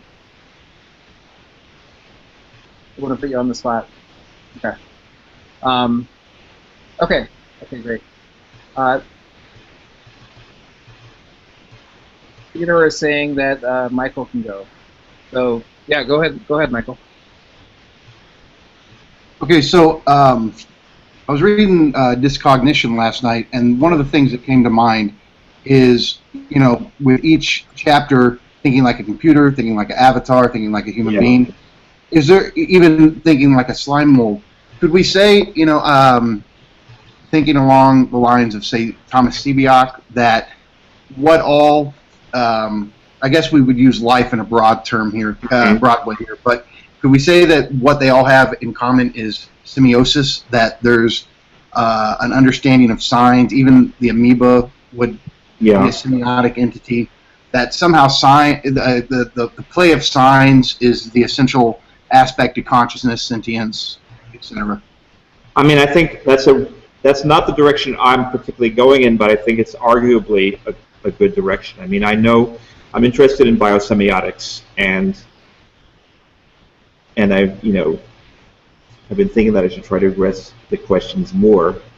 So I don't have a good answer to that, except to say yes, important. I mean, there was a recent article, I think what was it? Maybe in Boundary 2 by Gary Tomlinson, who's a musicologist at Yale, where he was talking about affect theory. He included some of the stuff I wrote, and his critique of affect theory was that it didn't do enough. It wasn't biosemiotic enough. And that you agree that we don't want to talk about just about cognition, but we talk about sort of difference between secondness and thirdness in Peirce, and understand how living things work that way. That might be a way to qualify or question some of the ways in which I and other affect theorists have tended to universalize things maybe and not make the distinction between different kinds of entities that we did. And this is a criticism I take seriously, though I'm not entirely sure that he's right in saying that an amoeba only knows secondness, and whereas humans know thirdness. I'm not sure that there's no thirdness to the amoeba. I mean, I'd have to think about that more and read more scientific studies. I mean, again, if a slime mold, which I did write about, is making decisions, and if some biologist suggests that this is one of the best ways to look at how the decision-making works, precisely because the slime mold doesn't have a nervous system the way animals do, does that mean that the slime mold can be described in terms of thirdness, or as opposed to just in terms of secondness? I think it might, but again, I'm not sure. But anyway, so it may sound like I'm dodging your question, but it seems to be a valid and important way to approach things. It's also the question of if semiosis is a process of life. I mean, part of the problem is where does, you know, question of life and the question of sentience. In my book, my earlier book, Universe of Things, I sort of come out in favor of panpsychism, at least as that's been described by contemporary philosophers like Yale and Strawson. And Strawson basically says mentality must be already built into the structure of matter because claims that it emerges are problematic. In other words, certain things can emerge, but for something to radically emerge from absolute nothingness, he says, is unthinkable, and therefore he says that we should think that consciousness already, he puts it in terms of consciousness, not in terms of science, that should already be, you know, in the basis of everything in the universe, basically. So I don't know.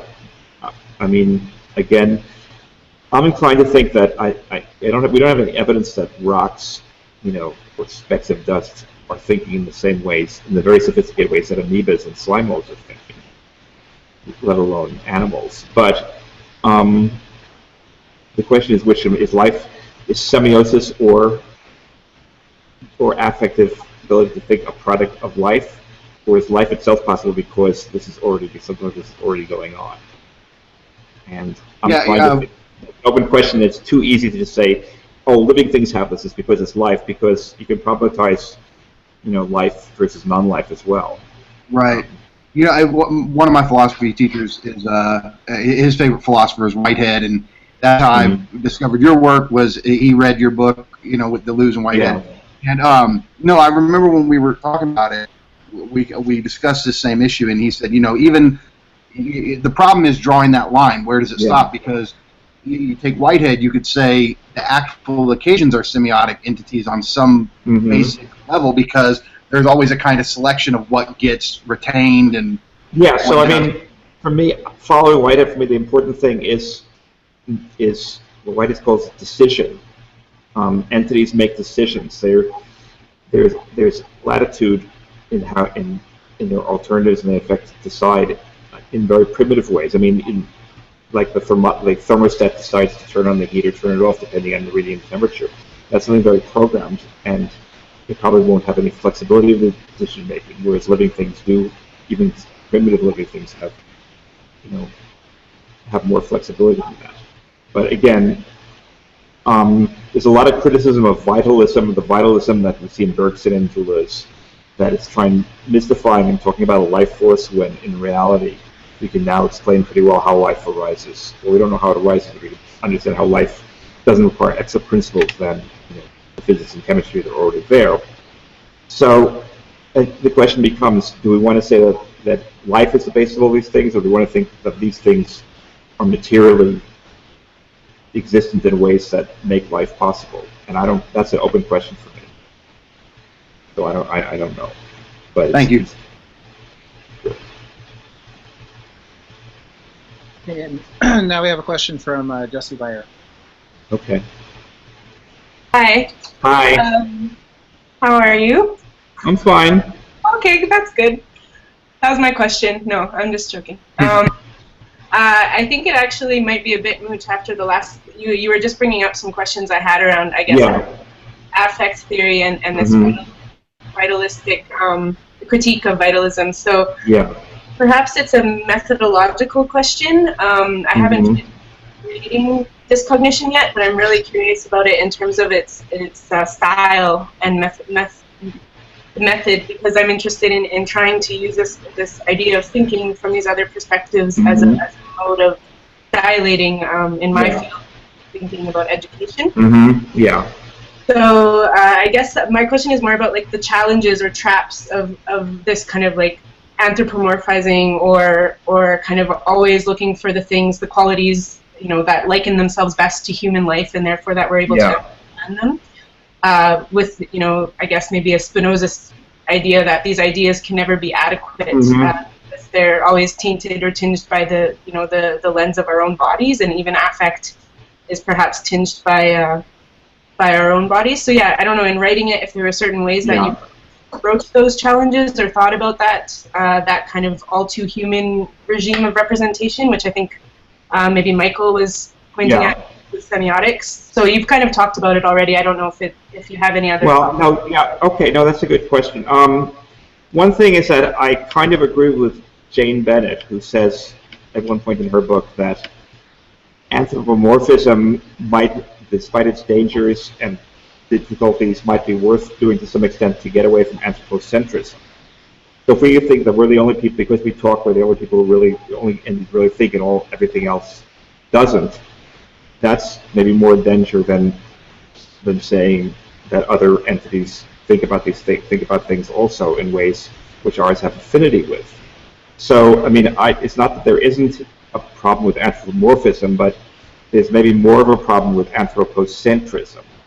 I mean, it's sort of like, so I mean, I think of this and try to think of this concretely. It's like it seems clear to me that my dog has ideas and emotions, but they aren't humans type ideas and emotions. If you try to, I'm a pathetic failure at, dog training. So my dog is kind of wild and not trained very well because I didn't do a very good job of bringing him up. But nonetheless, so I mean, my dog. It seems clear to me, my dog's thinking about stuff and responding emotionally to stuff, but he doesn't do it in ways that I could recognize. So I'd say the dog has emotions.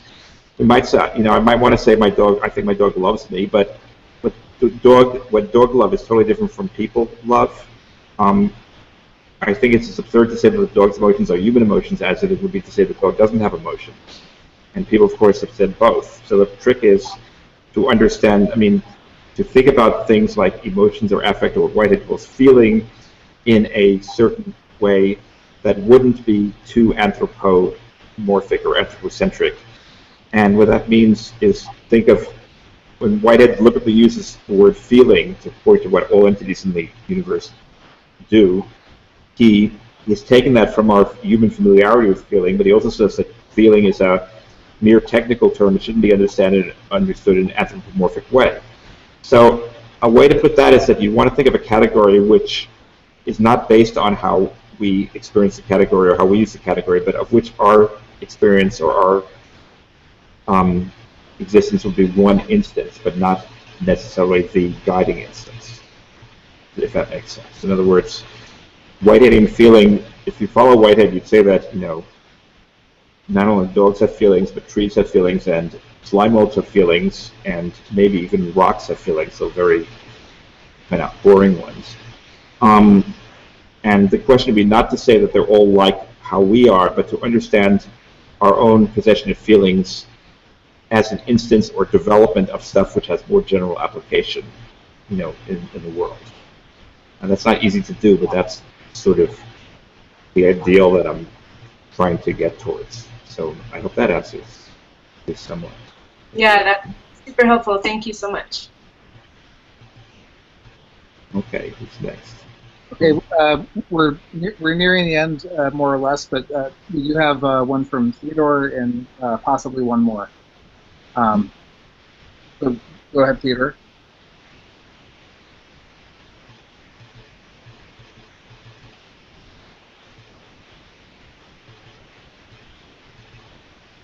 Theodore?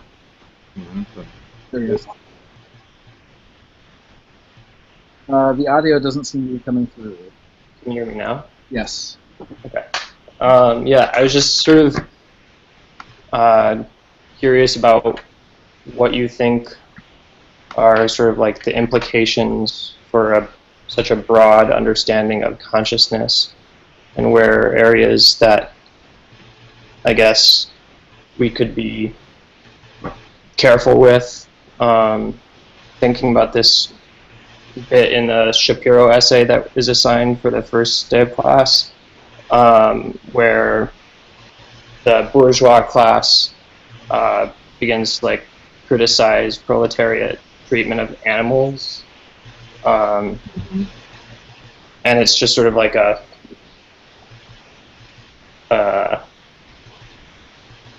yeah, it's like a gap between like two different spheres, I guess. And yeah, well, there's kind of, I think there are kind of different ways of looking at it. I mean, one thing, a lot of people, women, people of color, gays and lesbians, and other people, trans people, other people have been saying, we're not being treated fully humanly, because fully human equals a white male, cis, heterosexual, and that other people, who don't fit those categories, are not recognized as fully human because they don't fully fulfill that. So from that point of view, obviously, it's incredibly important politically that other people be allowed to participate as fully as well-to-do, bourgeois, white, cis, hetero men have been. But another way of looking at it is to say that, and I don't think these two contradict each other. The other way of looking at it is to say that what's really, having a hierarchy, we've put on the top pinnacle what a human is supposed to be. If you have those kinds of hierarchies, it's your understanding of our being, then you're never gonna have equality, precisely because you have a specific image which is privileged, and other things are seen by whether they relate to this image. Now, understanding that things like sentience are more broadly distributed doesn't necessarily mean that I should give a tree the same right as I give, a human being starving, but it does mean that we can't erect these hierarchies where we give the model of the correct way to be human, which of course always turns out to be a very specific one in terms of class, gender, race, etc. terms. So I think obviously you need both. I think in general it's a good thing for us to be less anthropocentric, less thinking that everything in the universe revolves around us. But I mean, you can be very you can do it in a very nihilistic way. So it doesn't matter, human beings don't matter more than a blade of grass. So might as well kill everybody or something like that. I mean, that's how some of the, what should I say, right accelerationist rhetoric sort of reads to me as being like. But again, I think getting away from human-centered hierarchies might be another way of thinking about specifically regional, just of human beings and human rights in terms which are apart away from those kind of hierarchies. I hope that's a good answer. That's how I'm trying to see it. Thank you.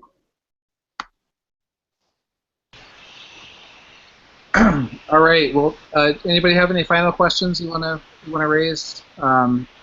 If not, then we'll probably transition over to the syllabus and talking about the course. But I'll give anyone a chance to if you want to raise anything else. Okay. I wish I had final words, but I don't. Okay. Well, thank you so much, Stephen. This has been really great, and my pleasure. Really appreciate you coming in. Okay. Thank you. Take care. Take care, Stephen. Bye.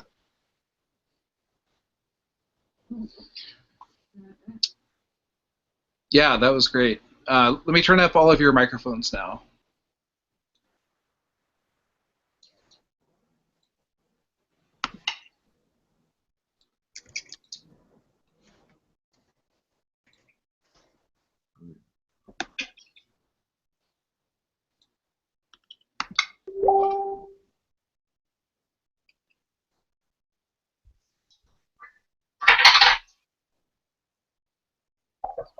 Okay, so now in the second part, this will just be relatively brief because we that lasted for a little while.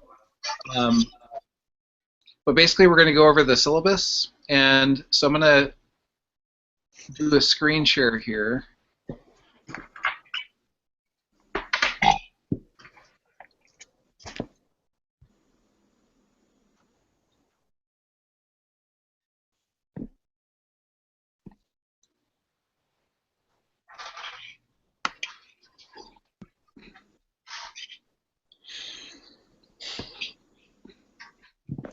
Okay. Just gonna blow this up a little bit more easily.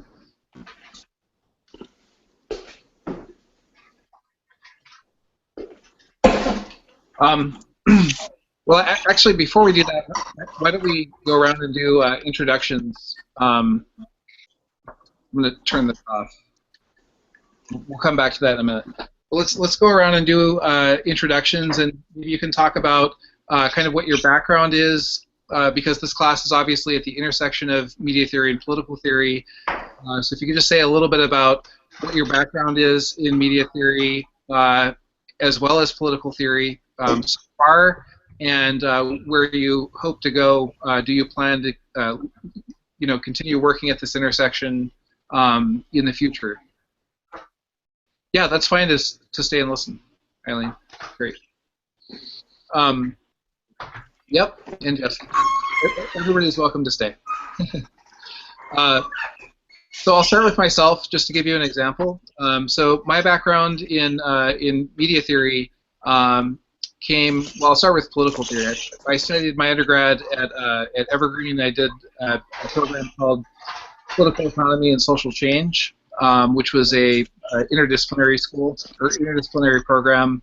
And towards the end of that, I came across Noam Chomsky and his, Manufacturing Consent. I started to read Edward S. Herman, some other kind of political economy of mass media type people. And then during my master's degree, I studied with Ian Angus, who is a relatively prominent figure in Canadian communication theory, which is the school that Marshall McLuhan comes from. So he was very interested in sharing. He was very interested in teaching, basically McLuhan, the background to McLuhan, and kind of what came after McLuhan in media theory. And at that time, I had planned to just go study political science, which is what I did get my master's degree in. But upon encountering the way that he presents that and that kind of media theory history, I decided to pursue that as well. And then when I did my PhD, I did two PhDs. I did one PhD in media and communication from the European Graduate School, and then another PhD in political theory from University of Hawaii. So, and then when I was at University of Hawaii, one is never enough. Let me just turn down here for a minute.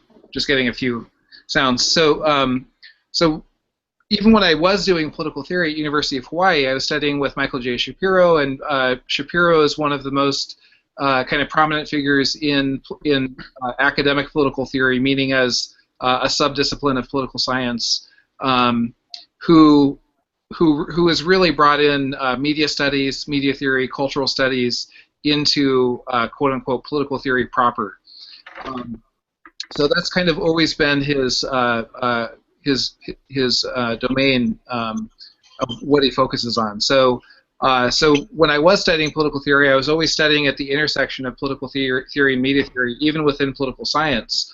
And then at European Graduate School, when I was studying with people like Siegfried Zielinski and other kind of time-critical media archaeology type people and other media theorists, almost all of them were very focused on kind of the political consequences of the long-range movement in the history of media from one form to another, and how the new forms would kind of converge with and remediate the old forms into the new forms, and kind of how that mattered politically. So that's kind of what the idea for this class is, and that's why on the very first day, which will not be today. Today we're just discussing the syllabus and doing kind of a Q&A. The real first day will be next Sunday, and on that day we'll go over the readings for that day. Two of the readings, one is from Ian Angus, in which he talks about Harold Innis, Marshall McLuhan, Raymond Williams, and some other people, and kind of the history of media theory as he sees it, and how it's relevant today. And then we'll also look at one of the earliest writings from Michael Shapiro, and in which he's discussing language. So the first day we discuss language.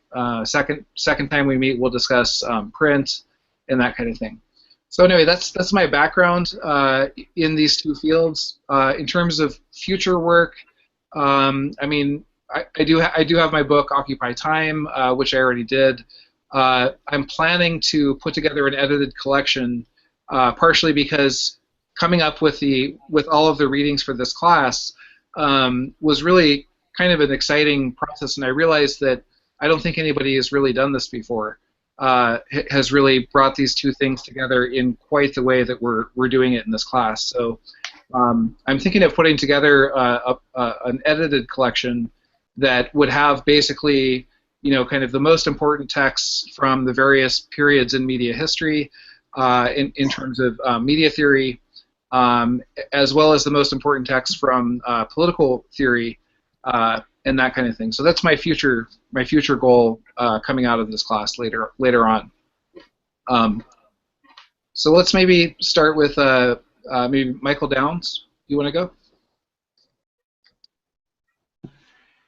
Well, I'm I'm relatively new to this material. As you know, I'm recently got interested in Virilio's work. But if anything, I guess you would say the thinker that has had the most influence on me in developing an appreciation for media theory and a desire to study it more is Baudrillard. Especially his notion, the unilaterality of the code and how, media, in a sense, kind of turns us into zombies and passive consumers and everything. His work in the Consumer Society and Symbolic Exchange and Death, all of these have really influenced me. And so only recently, I started going back before class and reading McLuhan and everything. And I'm discovering very fast I should have read McLuhan before Baudrillard because it really illuminates what's going on in Baudrillard. So yeah, I'm relatively new to this area, but I definitely can say already that media theory is going to be something I want to continue to study. It's not going to be a passing interest for me, especially with my interest in Heidegger's thinking. There's so many connections I'm seeing between what you can do with McLuhan and Baudrillard and Heidegger and how media affects the clearing and what it does to being, and there's a lot of amazing stuff to be done in making those type of connections. So that's kind of where I'm at with it. And what about like political theory or political philosophy proper, like okay, like people like Sheldon Woolen or William Connolly or Rawls, Habermas? Have you focused on that, or has that not really been a primary focus for you? No, I mean, if anything, my political theory is more just kind of a standard Marxism, or it exists in the Marxist tradition from, the early Baudrillard, Marcuse, Adorno, Lukács. My thoughts on politics are very much centered within the Marxist horizon. Sure. But I definitely want to read, I've got Habermas sitting here, I want to read Habermas, and just a little bit of Woolen's book I read was amazing. I fully intend on reading that one in its entirety when I have the time. Yeah. Well, this is really one of the main problems with political theory. Sometimes it's not as interesting to people, partially because, first of all, usually when people talk about political theory, what you're really talking about is either liberal political theory, usually non-Marxist political philosophy, even if it is left. Like even Sheldon Woolen, even he claims to not really be Marxist. But if you read him, you read the Marx chapter, it seems pretty Marxist. Yeah. But he claims he's not.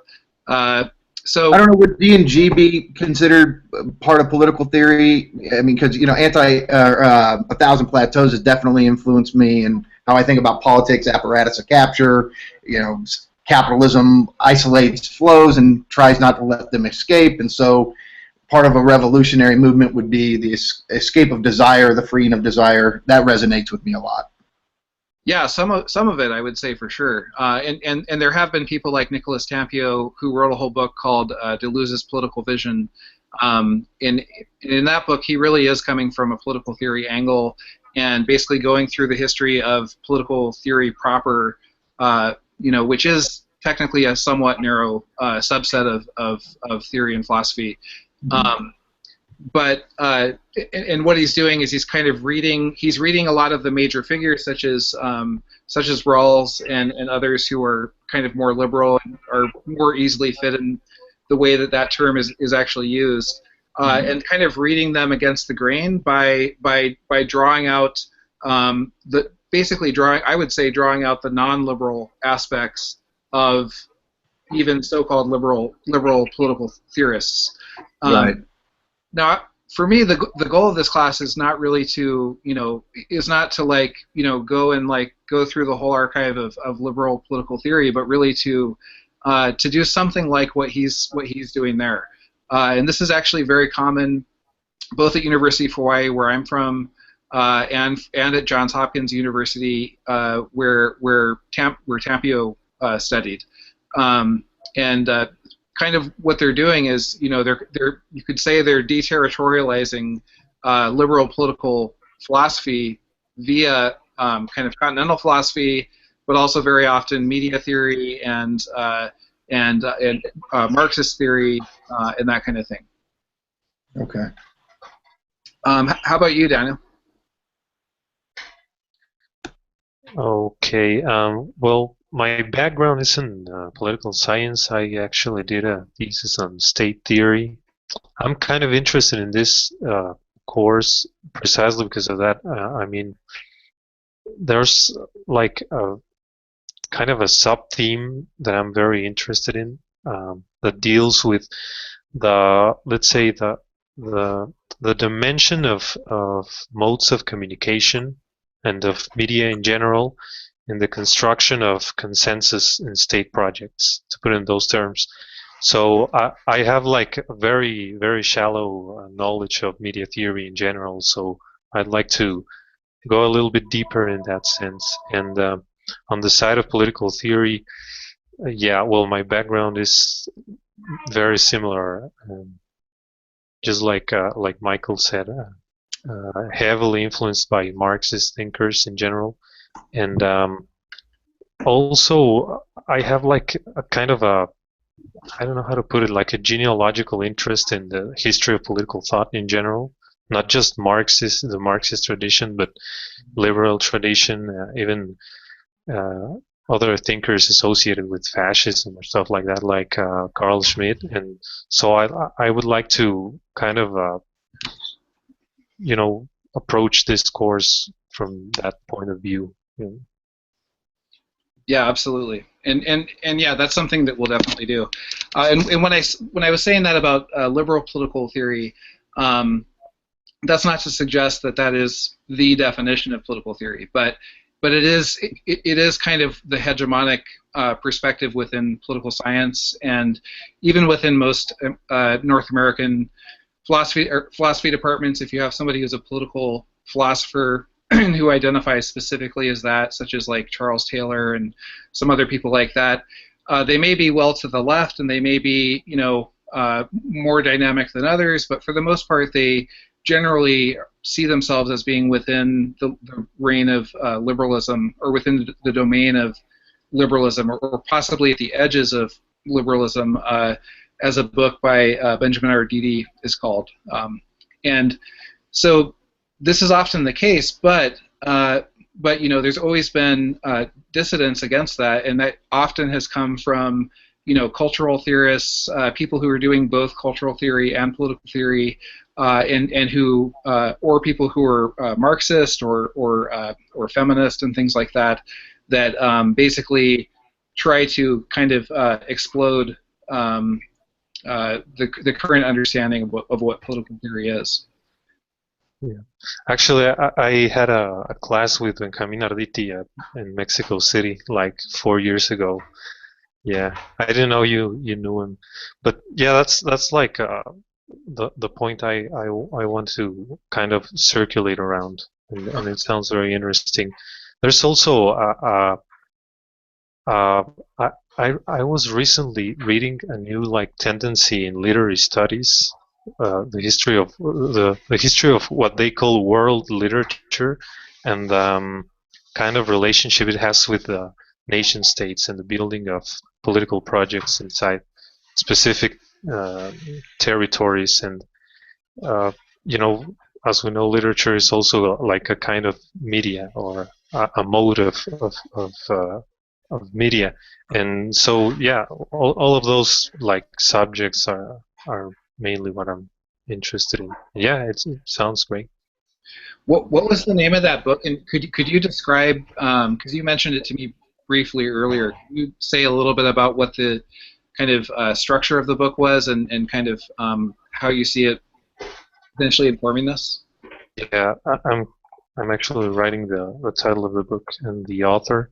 She's like an Italian literary theorist that works in France, but mainly the framework of the book is heavily based in Brodelian history, or historical tradition, and world systems theory or analysis.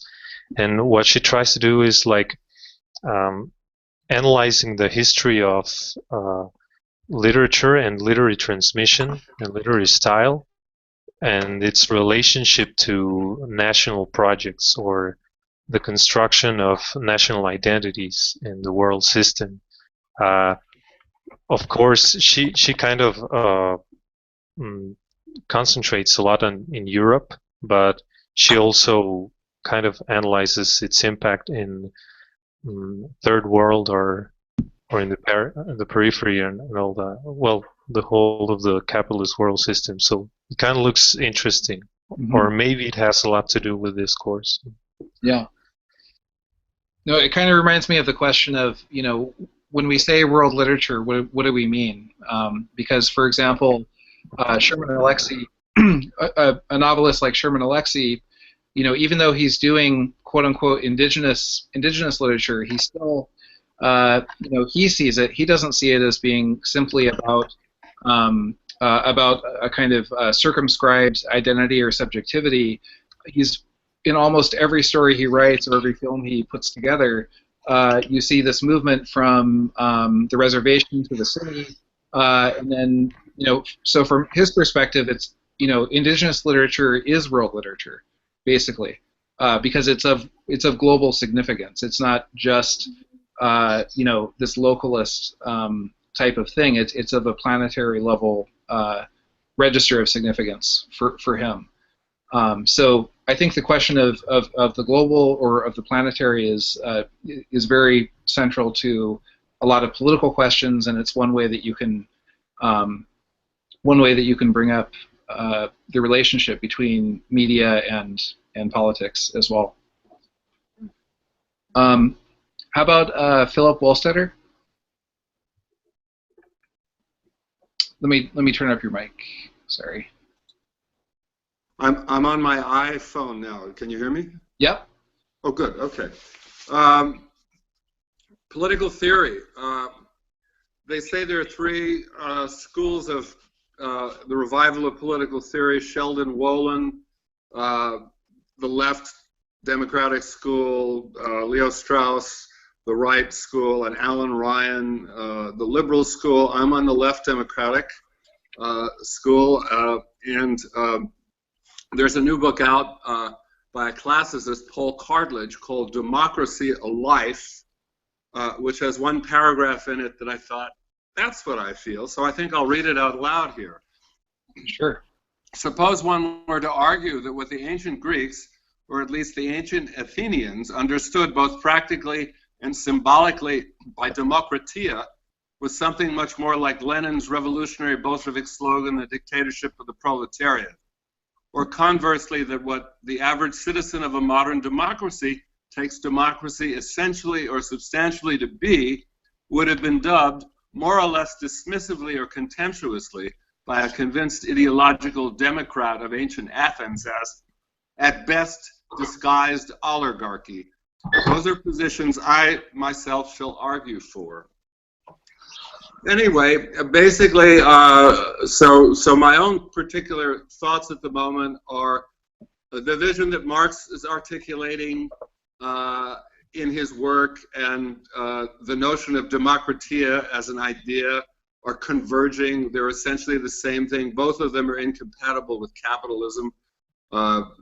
As we particularly saw once with the Greek conflict, where capital tried to overturn the results of refused the results of a referendum, and as many people are discovering in the during this current primary campaign, where there's been a lot of talk how if the wrong candidate is selected by the Republican Party, they'll overturn it and try to create someone else. So there's this whole awareness that democracy and liberalism are different things.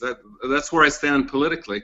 I find political theory, Wolin and other people who've studied the Greek situation and political theory as an attempt to essentially repress or check democracy, introduced in Greek times as a critique of democracy by Plato, Thucydides, and others.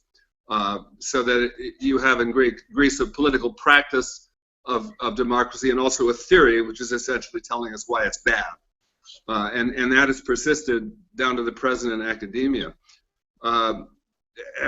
as far as media theory goes, I guess my introduction to it was media practice. In the 80s, 70s and 80s, I was part of a group called Invisible Seattle, which did collective collaborative events, one of which was called The Novel of Seattle by Seattle, where the whole city wrote a novel on what was called a gigantic literary computer, which was in essence just two kind of word processing machines, but that introduced us to computers at a very early time, and we discovered computer bulletin boards and set up a kind of prefiguration of the literary internet on a local scale called Insomnia, which were a number of public computers with modems connected to a server on which there was essentially a series of discussion groups and literary collaborations which were available to anybody who logged in. The old structure of bulletin boards used to be on rooms. There would be a room for this, a room for that, and so forth. And you can think of it as Facebook without the ads and without the pictures. In media theory, I've sort of let Mackenzie Wark be my beacon on that. He posted a wonderful series of lectures of his classes on public seminar, where he talks about McLuhan to start with, but also introduced me to such thinkers as Alexander Galloway, Wendy Chun, Eugene Thacker, and many of the people who have published kind of wonderful, taken sort of media political meditation to the next level. So that's where I'd say I'm coming from. Great. You seem like a good person for this class, then. Let's see. How about Theodore? Hi, I'm Theodore. I am coming from like a visual arts, art history, art theory background. Yeah, a lot of the media theorists on the syllabus are new to me, as well as a lot of the political theorists. But yeah, eager to hear more about it. Great. And in the art theory that you've done, and maybe like art history and that kind of stuff, is there a discussion of, has there been a discussion of mediums and kind of the shift from one medium to another in the way that, you know, like you sometimes hear this about Impressionism, that Impressionism was kind of could be read, and Paul Virilio actually argues this, that Impressionism was in some ways kind of a critique of camera, and the kind of the precision of the camera and the sort of assumption of objectivity that the camera is believed to provide. Did any of that come up, kind of like the history of technology and like how that impacts kind of how we understand art? Yeah, I mean, my first thought is like just the fact that like, or Danto talks about like the invention of the camera as being like a marker or a shift in like what the role of art was thought to be, where at one point it was thought to be like a mimetic activity, and I guess advances in technology and image making sort of altered that discourse. Mm-hmm.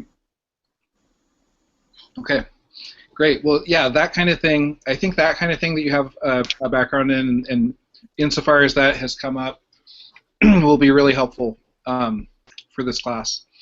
But hopefully, you know, any thread like that you found interesting, we can pursue too. And also, there's obviously a long relationship between art and politics more broadly. Yeah. I know from you went to RASD, right? Correct. Yeah. Okay.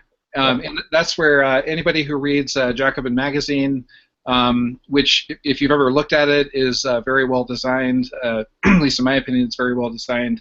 And the designer, Raimaki Forbes, he's actually from RASD. There's some really interesting articles on kind of the ideas behind the type of Rhode Island School of Design. Some of the ideas behind why he chose that type of design form and that kind of thing. Let's see. Eileen?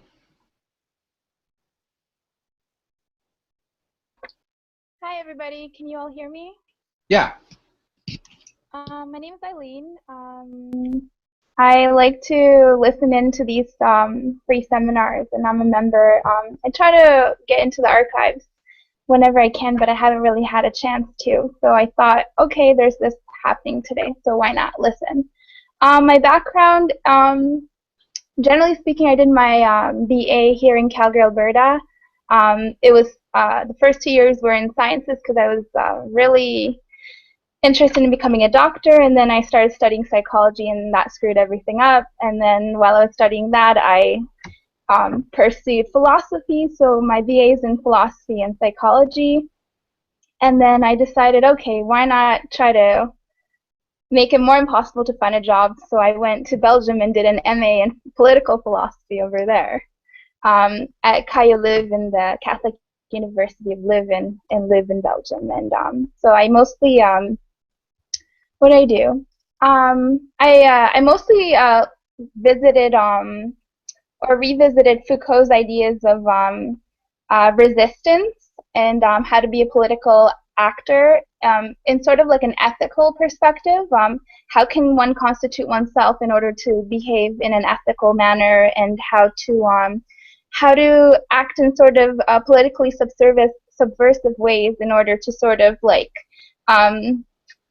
how do I explain it? Sort of living on sort of the in-between of, if you don't feel like that you sort of not understand or even belong to the normal ways of being, how can you sort of conduct yourself to be different in sort of a way to be authentic with yourself?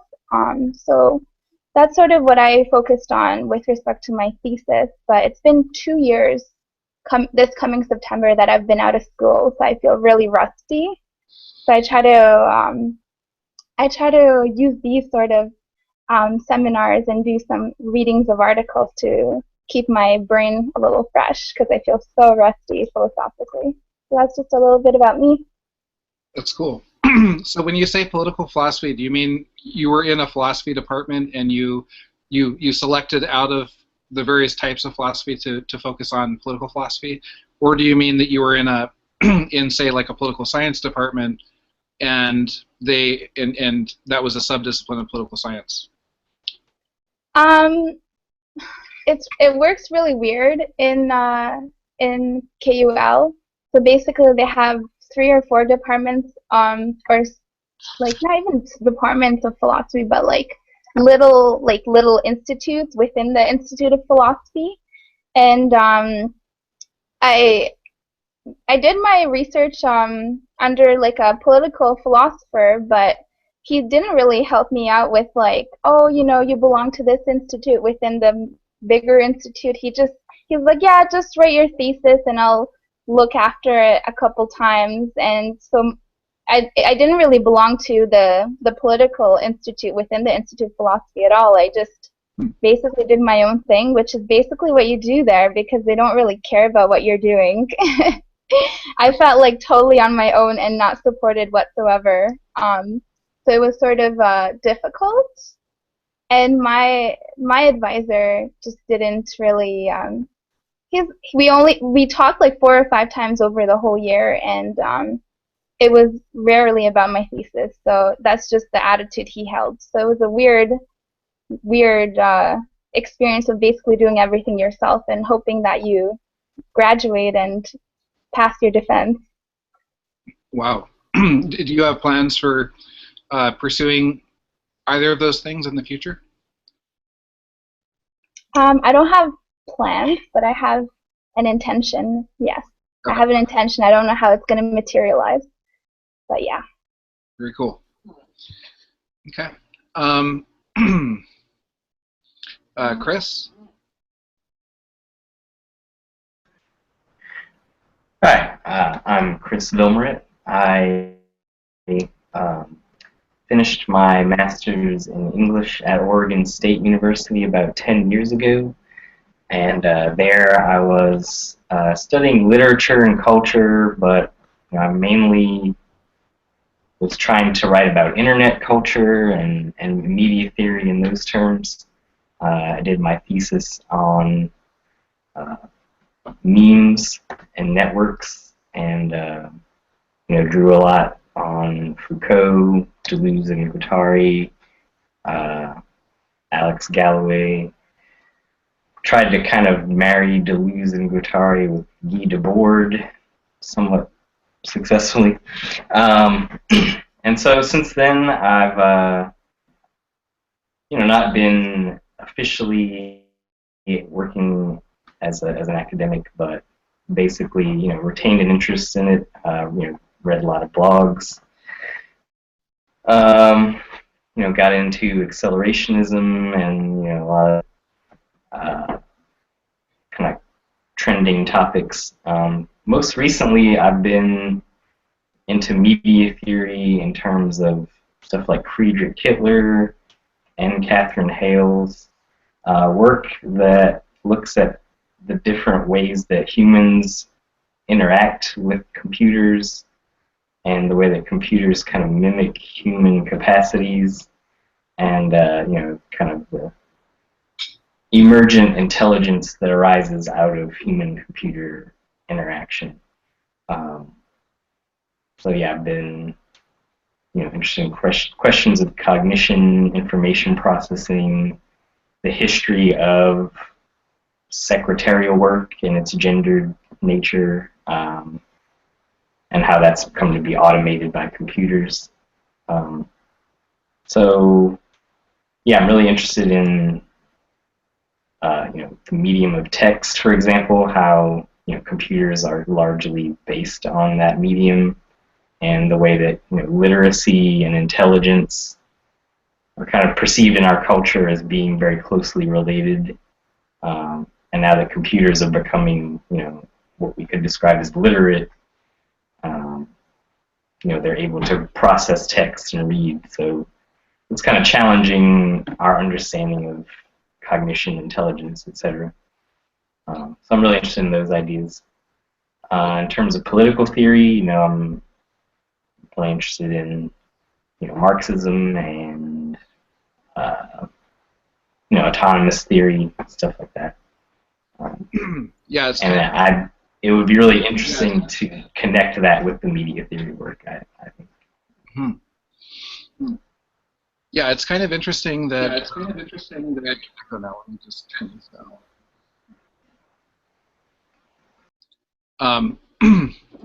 It's kind of interesting that I mean, it's sort of like continental philosophy. As far as like radical political theory goes, for the most part, to study that, the main place you would do it is not in a political science department.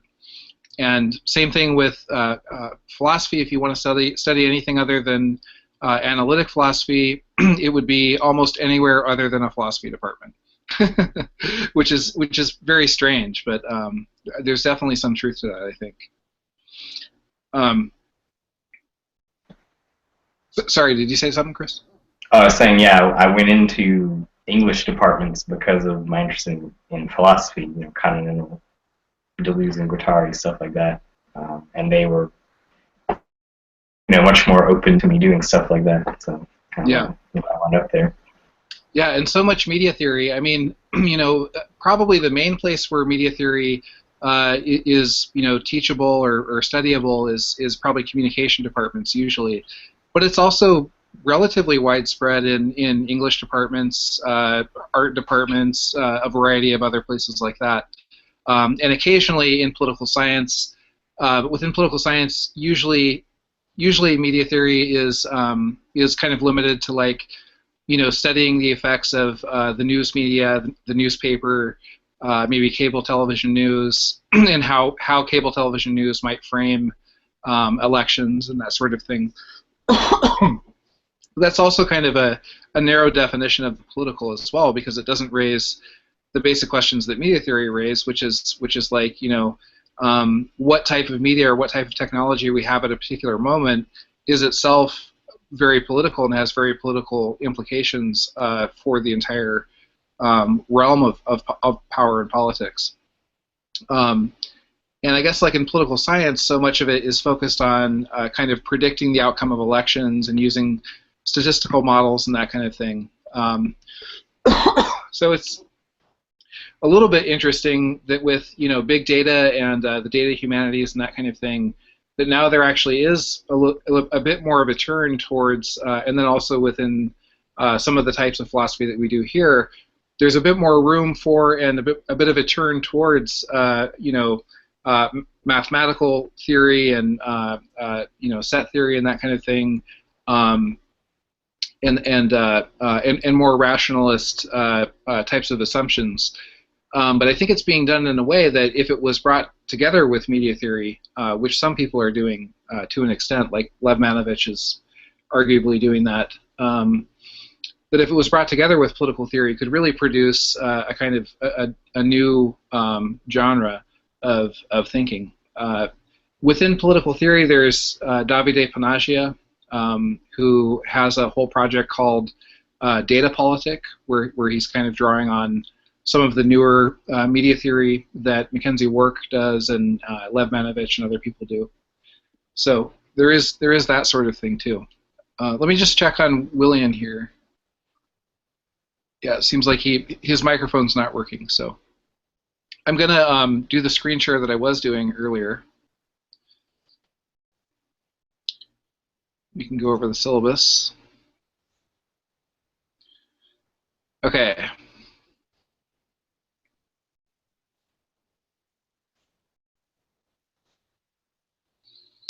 Okay, so I'm just gonna kind of read this, and then I'll ad-lib some explanation, and then once we go through this, we can do a Q&A as well.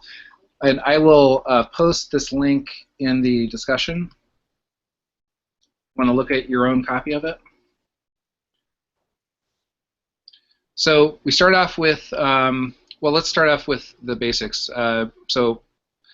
Our guests are Stephen Shaviro, who we had today, and then Tiziana Terranova will be a little bit later on. She'll be, as soon as we begin the kind of post-internet part of the class, she'll be coming in to talk about some of her work. And this is a 2-credit class. It's technically 2 modules, but really it's just continuous. Going from today, it's actually going through the 19th. So this should actually say 19. And the actual start date is May 1st.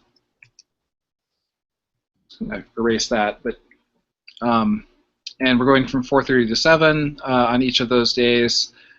So going to the description, within the academic context, political theory has generally been housed in political science departments or in the form of political philosophy within philosophy departments. Traditional political science departments also sometimes retain that nomenclature of political philosophy as opposed to theory.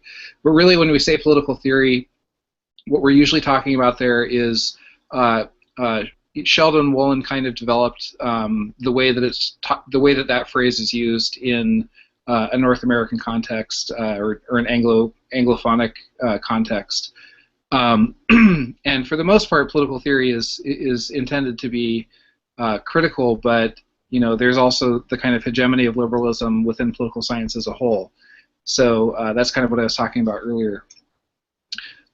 Media theory, on the other hand, has developed within a much wider array of academic frames: communication departments, English departments, art departments, or media studies, liberal studies, and other transdisciplinary environments. So where Mackenzie Work teaches at the New School, he's in the liberal studies department, and that is often where you will find media theory being discussed.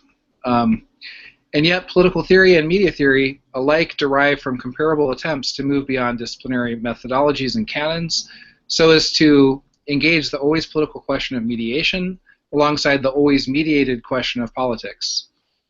Whether expressed in the form of modes of governance, production, perception, or communication, each of these modes mediate the manner in which people are enabled to or disabled from interfacing with the world. So just to give you an example, if you think of political theory or sort of the history of political philosophy, and you go back to Plato and Aristotle, which would be kind of a canonical way to approach it. If you go back through that history, basically what you end up with is right after the invention of writing and sort of the end of a strictly oral culture. That's right after the beginning of writing is when political philosophy proper supposedly begins, according to the kind of dominant canons. And later on, you have the arrival of print, and when you have the printing press, the printing press fundamentally changes the basic structure of political theory in certain ways. And one of the ways that you could say is that instead of this being something that is just written and shared with people one-on-one, it becomes something that is that can be duplicated, as Walter Benjamin says in the work of Art in the Age of Mechanical Reproduction. Very similar to the spread of religions. When the printing press emerged, one of the big changes that happened, of course, was the arrival of Protestantism and kind of the breaking away from the Catholic Church. Well, the same thing you could say within political theory, that because the printing press emerged, now you can have alternative interpretations of what the Bible is saying, but you can also have alternative ideas about what politics is about and what political theorizing is about. So then, I guess if you think about it like that, you could maybe, now of course there have always been social movements that have kind of opposed the dominant order in various ways, whether they were Marxist or whatever they might have been. Well, in the past, before Marx, they wouldn't have been Marxist, but they would have been socialist. But the question is there something about the printing press that itself gave rise to divergent accounts of the political, and kind of what how the political should be organized on a regional or global scale. So the divergent geneses of the fields of political theory and media theory, as well as the tensions and resonances that have emerged between the two as a result, will be our central focus.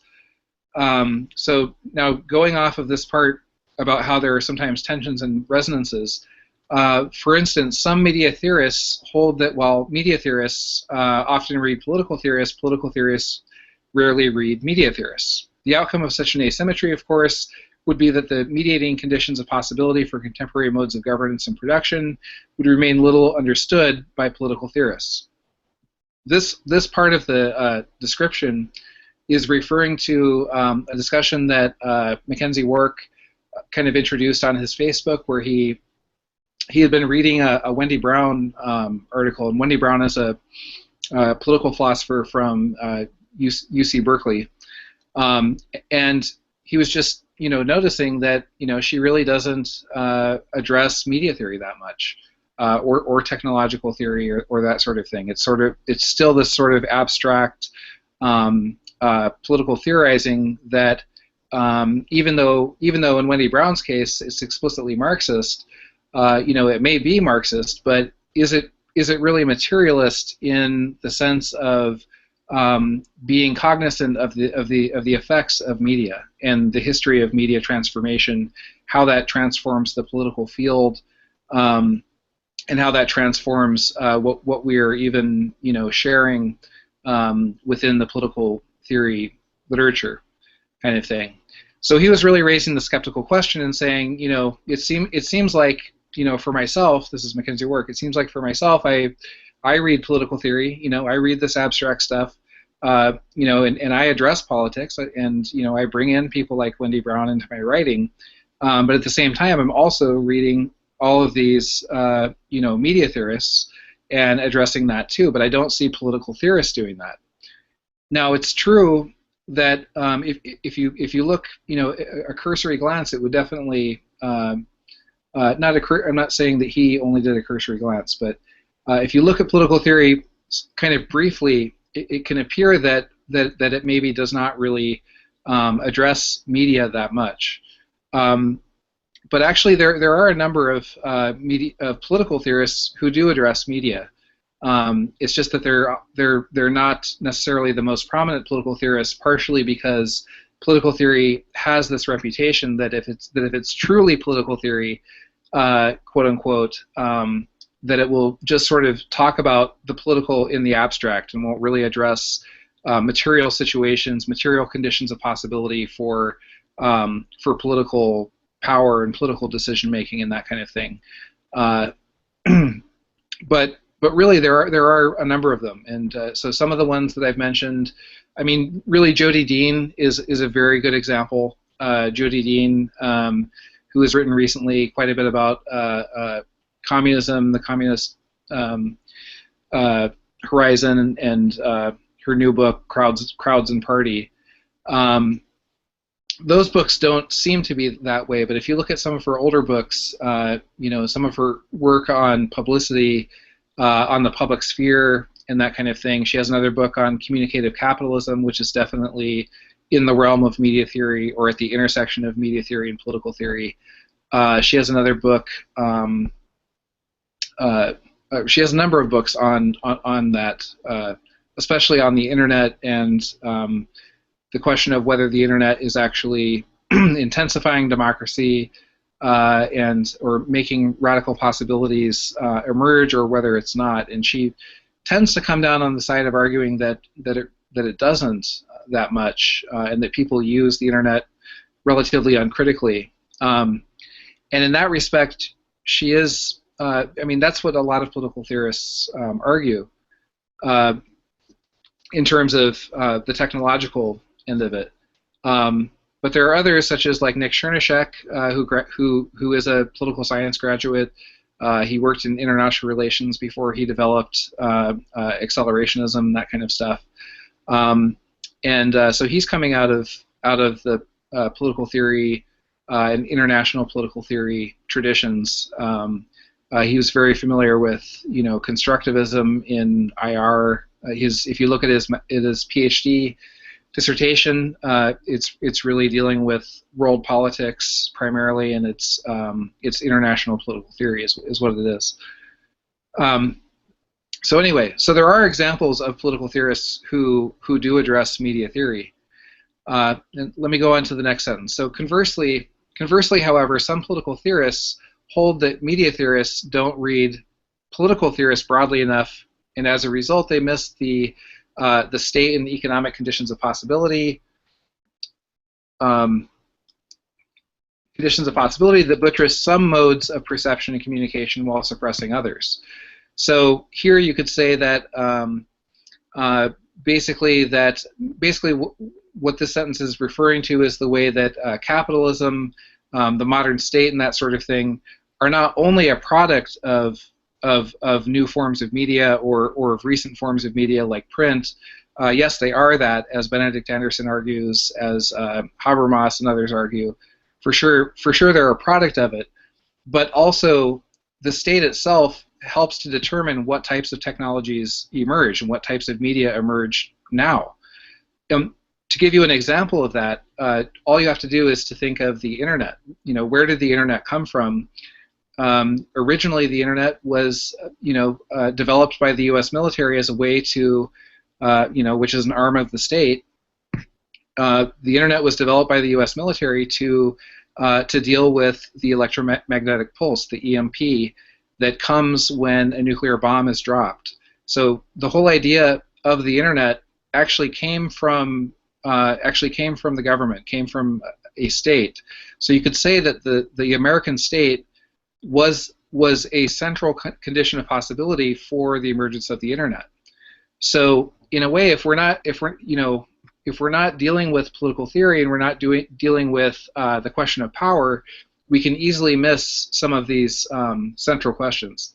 Yeah, and Chris is saying that this is a huge part of Kittler's media theory, and that is actually where I got that. I think that's in Discourse Networks or the typewriter book. I forget which one.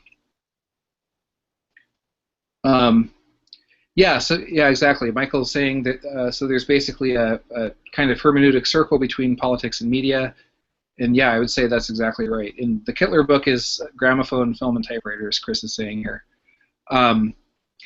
So really, we can't think, we can't think politics without thinking media, and we can't think media without thinking politics, because there's no form of mediation, no mode of communication or means of communication or media of communication that is not itself completely full of political implications.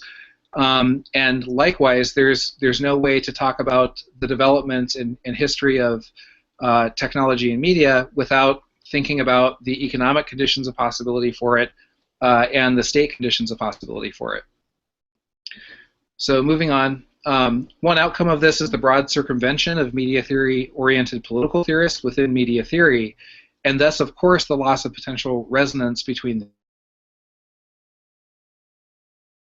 interaction with this by identifying and engaging political threads of political theory that engage media theory, and particular threads of media theory that engage political theory.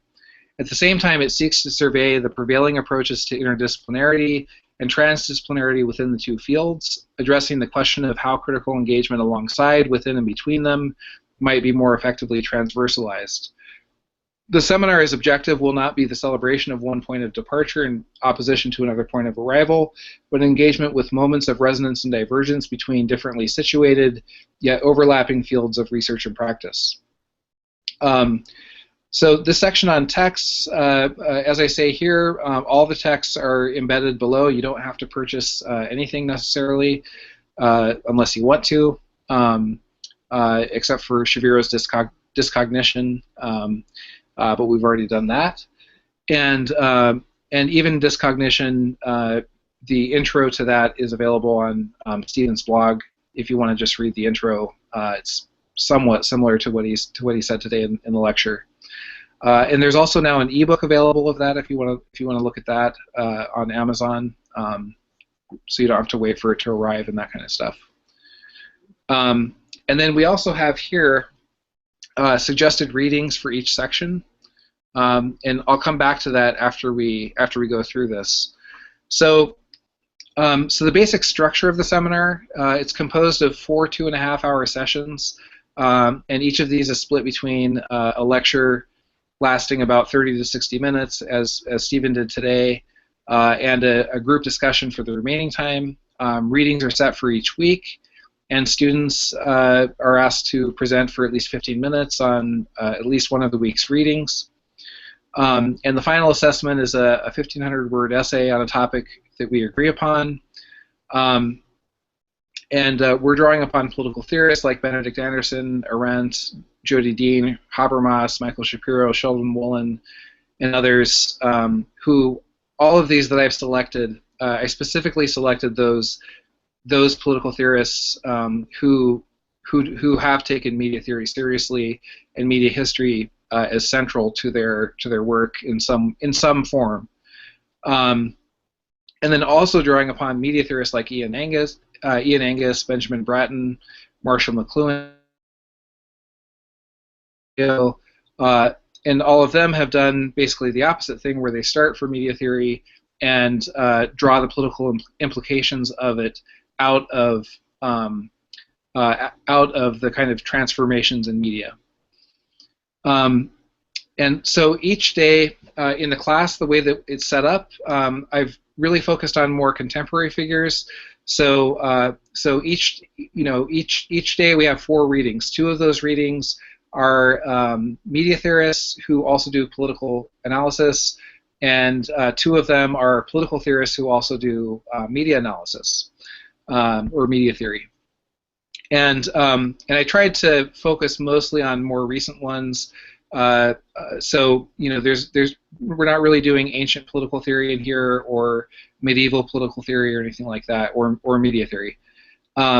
So most of the figures are either from mid 20th century, early 20th century, or they're from late 20th century or early 21st century. So now you can dig way deeper than that and really go back, and look at certain political philosophers like Rousseau had a lot to say about relationship between music and sound and the political. You could go back and look at him. You could look at Nietzsche, Aristotle, and Plato. Both had plenty to say about that as well. But I wanted this to be a relatively well-defined class and to not go too much into all of that backstory and back history, so that we can have some sense of what is going on in these two fields right now.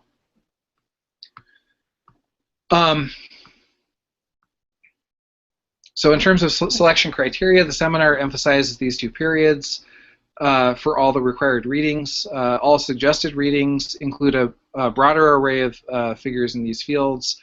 The first 4 weeks are set up to focus on broadcast media specifically. So, and I'm using that term very broadly here and loosely.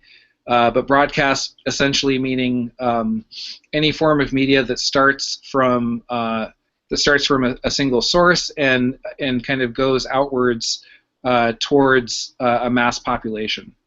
So for that I include print, radio, film, and that kind of thing. And then in the second section, yeah, no problem, Eileen. Thank you for coming. And the second section does this via the nexus of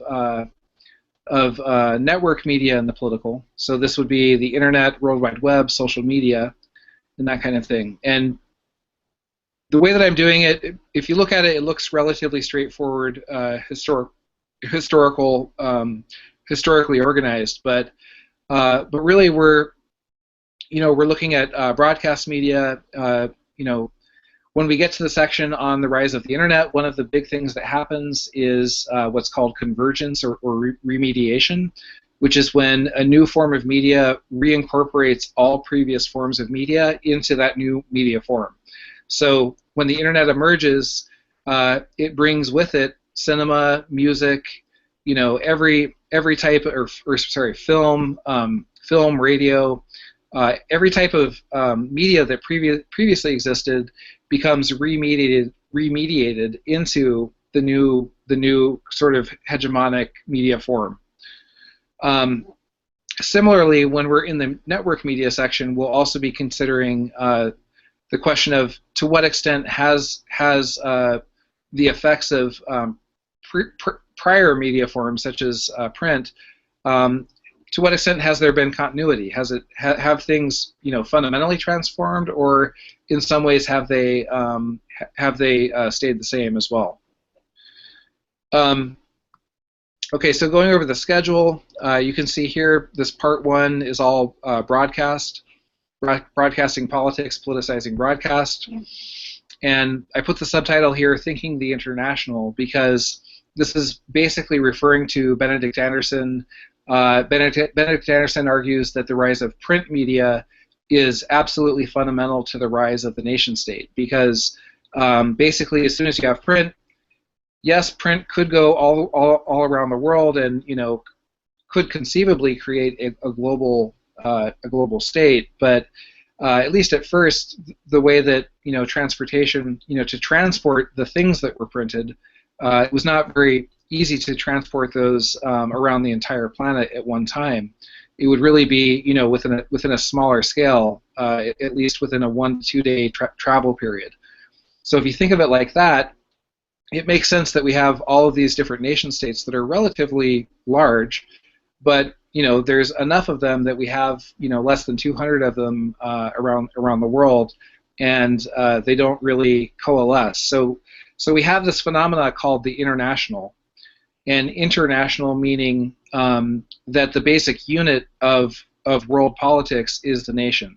So it's inter-national in that sense, which is another way of saying that it's not truly global. It's still the nation state form or the state form. So the first section here, we're looking at pre-literate, literate, and post-literate media. And this is where we're looking at Ian Angus, which I kind of described earlier. He's doing Canadian communication theory, which is pretty much a central basis for the class. Hannah Arendt, The Human Condition, Harold Innis, Empire of Communication, and Michael Shapiro. So for this whole first meeting, we're going to be talking largely about language and the relationship between orality and literacy, and how does language function differently in an oral society versus a literate society. And we're still not yet really we're not primarily focused yet on print or anything like that. Or, this is really just about, is the culture in question, is the political community in question a literate political community, or is it an oral focused political community? Second section, broadcast 2, we're looking at print. So this is books, newspapers, and magazines. Jody Dean and Habermas. If I remember correctly, Dean is actually a former student of Habermas. I believe that I heard her say that one time, and I think that's accurate. Regardless of whether she is or not, she has addressed this question of the public sphere pretty vigorously and very interestingly. And the public sphere for Habermas is basically what gave rise to the modern state, to the overthrow of monarchy and that sort of thing. And he claims that it has everything to do with the spread of the novel being a very central form of print media, and that this created mass publics. And these publics then kind of converged around the bourgeoisie, which overthrew the nobility, and then gave us bourgeois liberal democracy. So for him, novels and other forms of print, like the newspaper and that kind of thing, he's thinking of it in terms of sort of revolutionary history, and how that gave rise to liberalism in the liberal public sphere. So Jody Dean here is kind of drawing upon that, but also kind of questioning it, and saying, that there's still an inherent liberalism to that. And of course, Jody Dean is a Marxist, so that's part of why she's doing that. And this is also when we start reading McLuhan. So we'll be reading Understanding Media, and I basically went through the book and took out all the chapters that deal with print media in some way or another. And so those are all in this particular PDF that's linked here. Shaviro, Discognition, we might talk about that a little bit more again, and then discuss his concept of a McLuhanite Marxism a bit more once we get there. Next day is Sonic Media, Radio Recording and Music. So again, we're doing the same thing with McLuhan and sound from Understanding Media. And then Goodman, who's also known as Code 9. He's a figure in electronic music. He's cited by Shaviro and some other people. He's kind of associated with Urbanomic and that kind of stuff. And so I thought that would be interesting to read. This book is largely about electronic music. And then Michael Shapiro's essay, it's actually a chapter from his book, Deforming American Political Thought. This is a chapter called Composing America. And it basically deals with how music, how the history of music in relationship to different media forms has thought and rethought over time what the American citizen subject should be understood to be, basically. It's a very interesting chapter. And then Simone Weil. I tried to have a balance of male and female. Here you can see when you look through this, it's really not very balanced at all. But it's at least better than not having any female thinkers at all, which is how some of this was at first. So I tried to revise that and make sure that for every week there's at least one female thinker. Simone Weil is a very important figure, along with figures like Arendt and Simone de Beauvoir and some other people like that, in sort of in what I would describe as basically kind of non-liberal, or at the edges of liberal political theory or political philosophy. So in this reading, this is actually from her book, The Need for Roots, and And what I want you to do is look for the selections that deal with radio and newspapers. We'll talk about that when we get to it. And then also this chapter from Gravity and Grace on Metaxu, which I think is really important for thinking about media. And then visual media, same thing with McLuhan again. This is all the stuff that he says about cinema and other forms of visual media.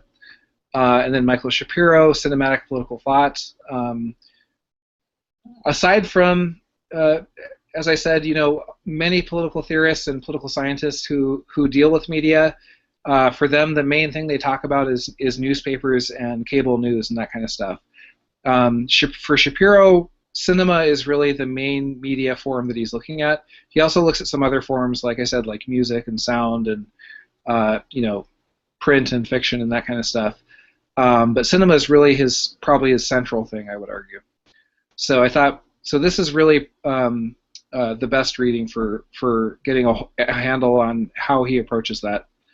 And then we'll read Patricia Pister's, her book Flash Forward, The Future Is Now, her essay Flash Forward, The Future Is Now. And this is partially drawing on Stephen Shaviro's post-cinematic affect, and it was included in a collection that's about post-cinema. And then Paul Virilio, and this is where Michael be interested in this. Paul Virilio, I used him. I said earlier that that in the syllabus I set it up so that every single time we're looking at two political theorists and two media theorists. Virilio I kind of used as both because he really is both. He's just as much of a political theorist as he is a media theorist. So he's pretty unique, and so I included 3 different readings from him. This is a very important one, War and Cinema, that has been very widely cited. It's probably his most cited book, even though people who study Virilio will tell you to read Speed and Politics first and that kind of stuff if you want to go through a kind of historical progression. But this is his most influential book, I believe. And then we're on to part 2, and now we're looking at networking politics and politicizing networks. And here I put thinking the interplanetary as opposed to the international, because as soon as you have the internet, you have a media form that is not even really earthbound per se. If you're in space, the astronauts in space, they get the internet. It may be relatively slow, but the internet is not only is it not simply a national media form, it's not even a global form. It's a post-global, post-planetary media form. So I thought that was something we could maybe keep in the background of our minds as we're approaching this. Okay, so this week we're looking at my essay. This is for my book Occupy Time, Thought, Time, Immediacy, and Live Theory. And in this one I'm basically talking about the difference between kind of the live temporality of the internet and the way that political theorizing is done today has everything to do with the medium of the internet. Because, for example, right now, none of us are in the same physical place, but we're all here live in this hangout and discussing these ideas. So in the past, that wouldn't have been the case. So there's something unique about the liveness and the instantaneity of communication today, and how that is giving rise to a specific type of political theorizing. And what I do is I basically juxtapose that to what I called I juxtapose live theory to what I call periodical theory. So periodical theory, meaning literally like periodicals, like magazines, journals, and that kind of thing, which is where most theorizing used to happen. Now it happens on Twitter, Facebook, Google Hangouts. It happens in all of these mediums that are essentially live mediums. So in that chapter, that's what I dealt with. And then Benedict Anderson, who I mentioned before, he's the major theorist who argues that the nation state and modern capitalism are direct products of print media. And then you see here it says plus the internet. So this section about the internet is basically him because he wrote his book dealing with that, Imagined Communities, largely before the internet had really blown up in a big way. So the second link is basically him being interviewed and addressing the question of, okay, Benedict, you made the argument that this is all a product of print media. What about the internet? Doesn't the internet fundamentally change your argument? And we get his answer. So you can read what this famous theorist of print nationalism, as he calls it, what he thinks about the internet and whether that changes that or not. And then Noam Chomsky, I wanted to make sure to include that because I think his propaganda model of the media is still very relevant, and it may not be super high theory or anything like that, but it's I think it's still relevant. And then the link on the internet, which is basically him addressing the question, okay, you came up with a propaganda model of news. How does this function today in the era of social media and that kind of thing? And then the last one for that day is Wendy Chun, and looking at new media and the relationship between quote-unquote mass media, which usually is broadcast media, which creates a mass public, like Habermas talks about, and new media, where the emphasis is on the word new, which is not the same thing as mass. New, so she kind of argues that what really defines new media is continual renewal and continual repetition and restructuring. And she says that this is governed by a logic of habit and addiction, kind of an addiction to Facebook, addiction to these various things that we're constantly refreshing and that kind of thing. And then the next week we look at McLuhan again. We come back to McLuhan, and we look at everything that he had to say about gadgets and automobiles, any type of technology that is kind of mostly a self-contained thing, but something that we become dependent on. He talks about clocks. He talks about I think he talks about the typewriter. So all these sort of gadgets that are external to us. And today we could talk about smartphones and iPhone watches and that kind of thing. So we'll look at that, and then we'll also look at, he also has a section of that part of the book where he talks about automation and the impact of automated production on society. So I thought that would be a good thing to juxtapose to Nick Chernyshek and Alex Williams for the political theory angle, the sections where they're talking about automation and anti-work politics. And then we'll look at Tiziana Terranova. I forgot to say that on this first day, Tiziana will come in and meet with us as well. So then we'll read Tiziana Terranova, Securing the Social Neo-Modology. We'll read Sheldon Wolin, who's a founding major figure in political theory. This chapter is basically the chapter where he addresses Marx and technology, and Marx's theory that machines will eventually kind of create the conditions for communism. But he kind of addresses that sort of technological history in relation to political theory in that chapter. And then the next week we're looking at realpolitik and data politik. This is what I was talking about before about Davide Panagia. This is the effect of the dataization of media. And then Lev Manovich, Database as Symbolic Form. Sadie Plant's Zeros and Ones. And Paul Virilio's The Information Bomb.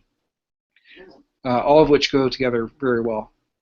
And then the final week is Arendt's Ideology and Propaganda. And then we'll look at Derderian's Virtuous War and one more book from Virilio, Speed and Politics, and Benjamin Bratton, who recently released this very important book called The Stack on software and sovereignty. I really believe that this is going to be a very impactful book on the subject matter of this class, because it really is dealing with the many layers of the state, the economy, media, technology, and all kinds of things, and trying to really think them together as one thing. One thing with many different effects. So he also wrote the introduction to the revised new edition of Speed and Politics by Paul Virilio. So I thought we could maybe put them together, and that would be a way to think about Virilio a little bit more as well. And then the last part I'll go through here, and then we can do a little Q&A, is suggested readings. I'm just going to make sure that you're seeing what I'm seeing. Yes, you are. Okay, so the way this is organized is exactly the same as the syllabus. And you can see here that you have general, pre-literate. I'm going to put the link down here too, although it is right there in the syllabus, but I just posted it for you in the Hangout as well.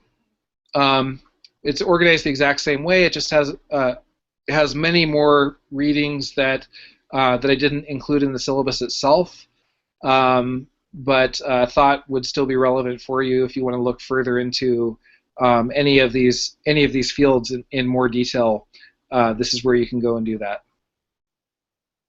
So with that, I'll stop the screen sharing and just make sure the audio is up for everybody.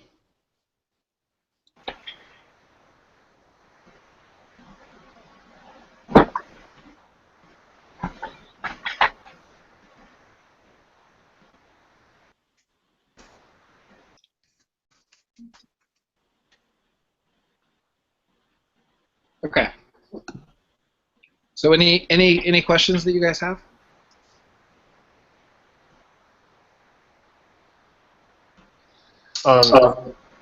Is everyone here enrolled in the course currently? Mm-hmm. Yep. Most people are. I'm getting an echo. Sorry. Most people are. Not every single person that's here is currently enrolled. But this was organized for today to be kind of an informational session and to answer any questions that people have and that kind of thing. And then by next Sunday, I hope to have it, at least 3/4 full, if not all the way full. But I think it'll fill up or come close to filling up.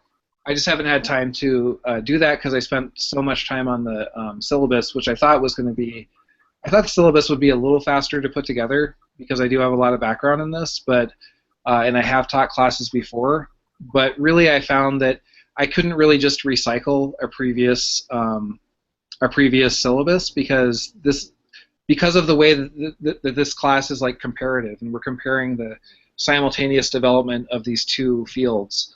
So it really wasn't possible to just, duplicate a previous class that I had done. So it took me a while to do that, but I think it will be filled up or close to it. But yeah, if any of you know of people who would like to participate in the class, definitely let me know. I'm willing to meet with anybody and explain the details, and if nothing else, I can just send them this video. Any other questions?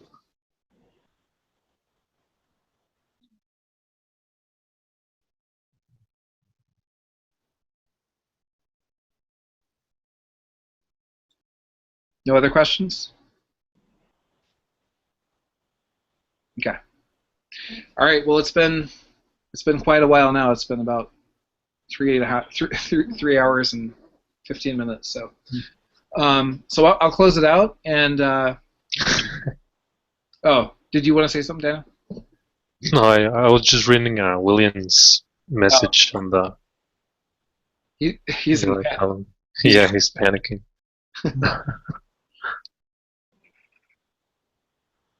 Thank you, Theodore.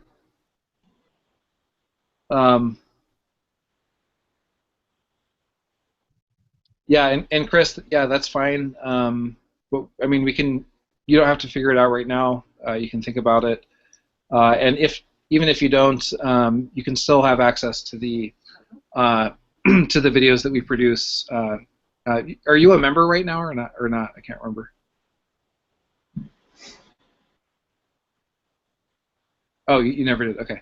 So if you sign up, that would be another way to do the same thing. But you wouldn't be able to be in the Hangout for those because it would be reserved for the class. But all right. Well, I guess I'll just close it out then. Do you have any last things you want to say, Michael or Daniel? Theodore? Okay. I just want to say thanks. It's been great today. Okay. Yeah, no problem. Enjoyed it. All right, I'll see you guys later. Take care. All right, thanks. Have a good night. All right. You too. Bye, everyone. Bye-bye.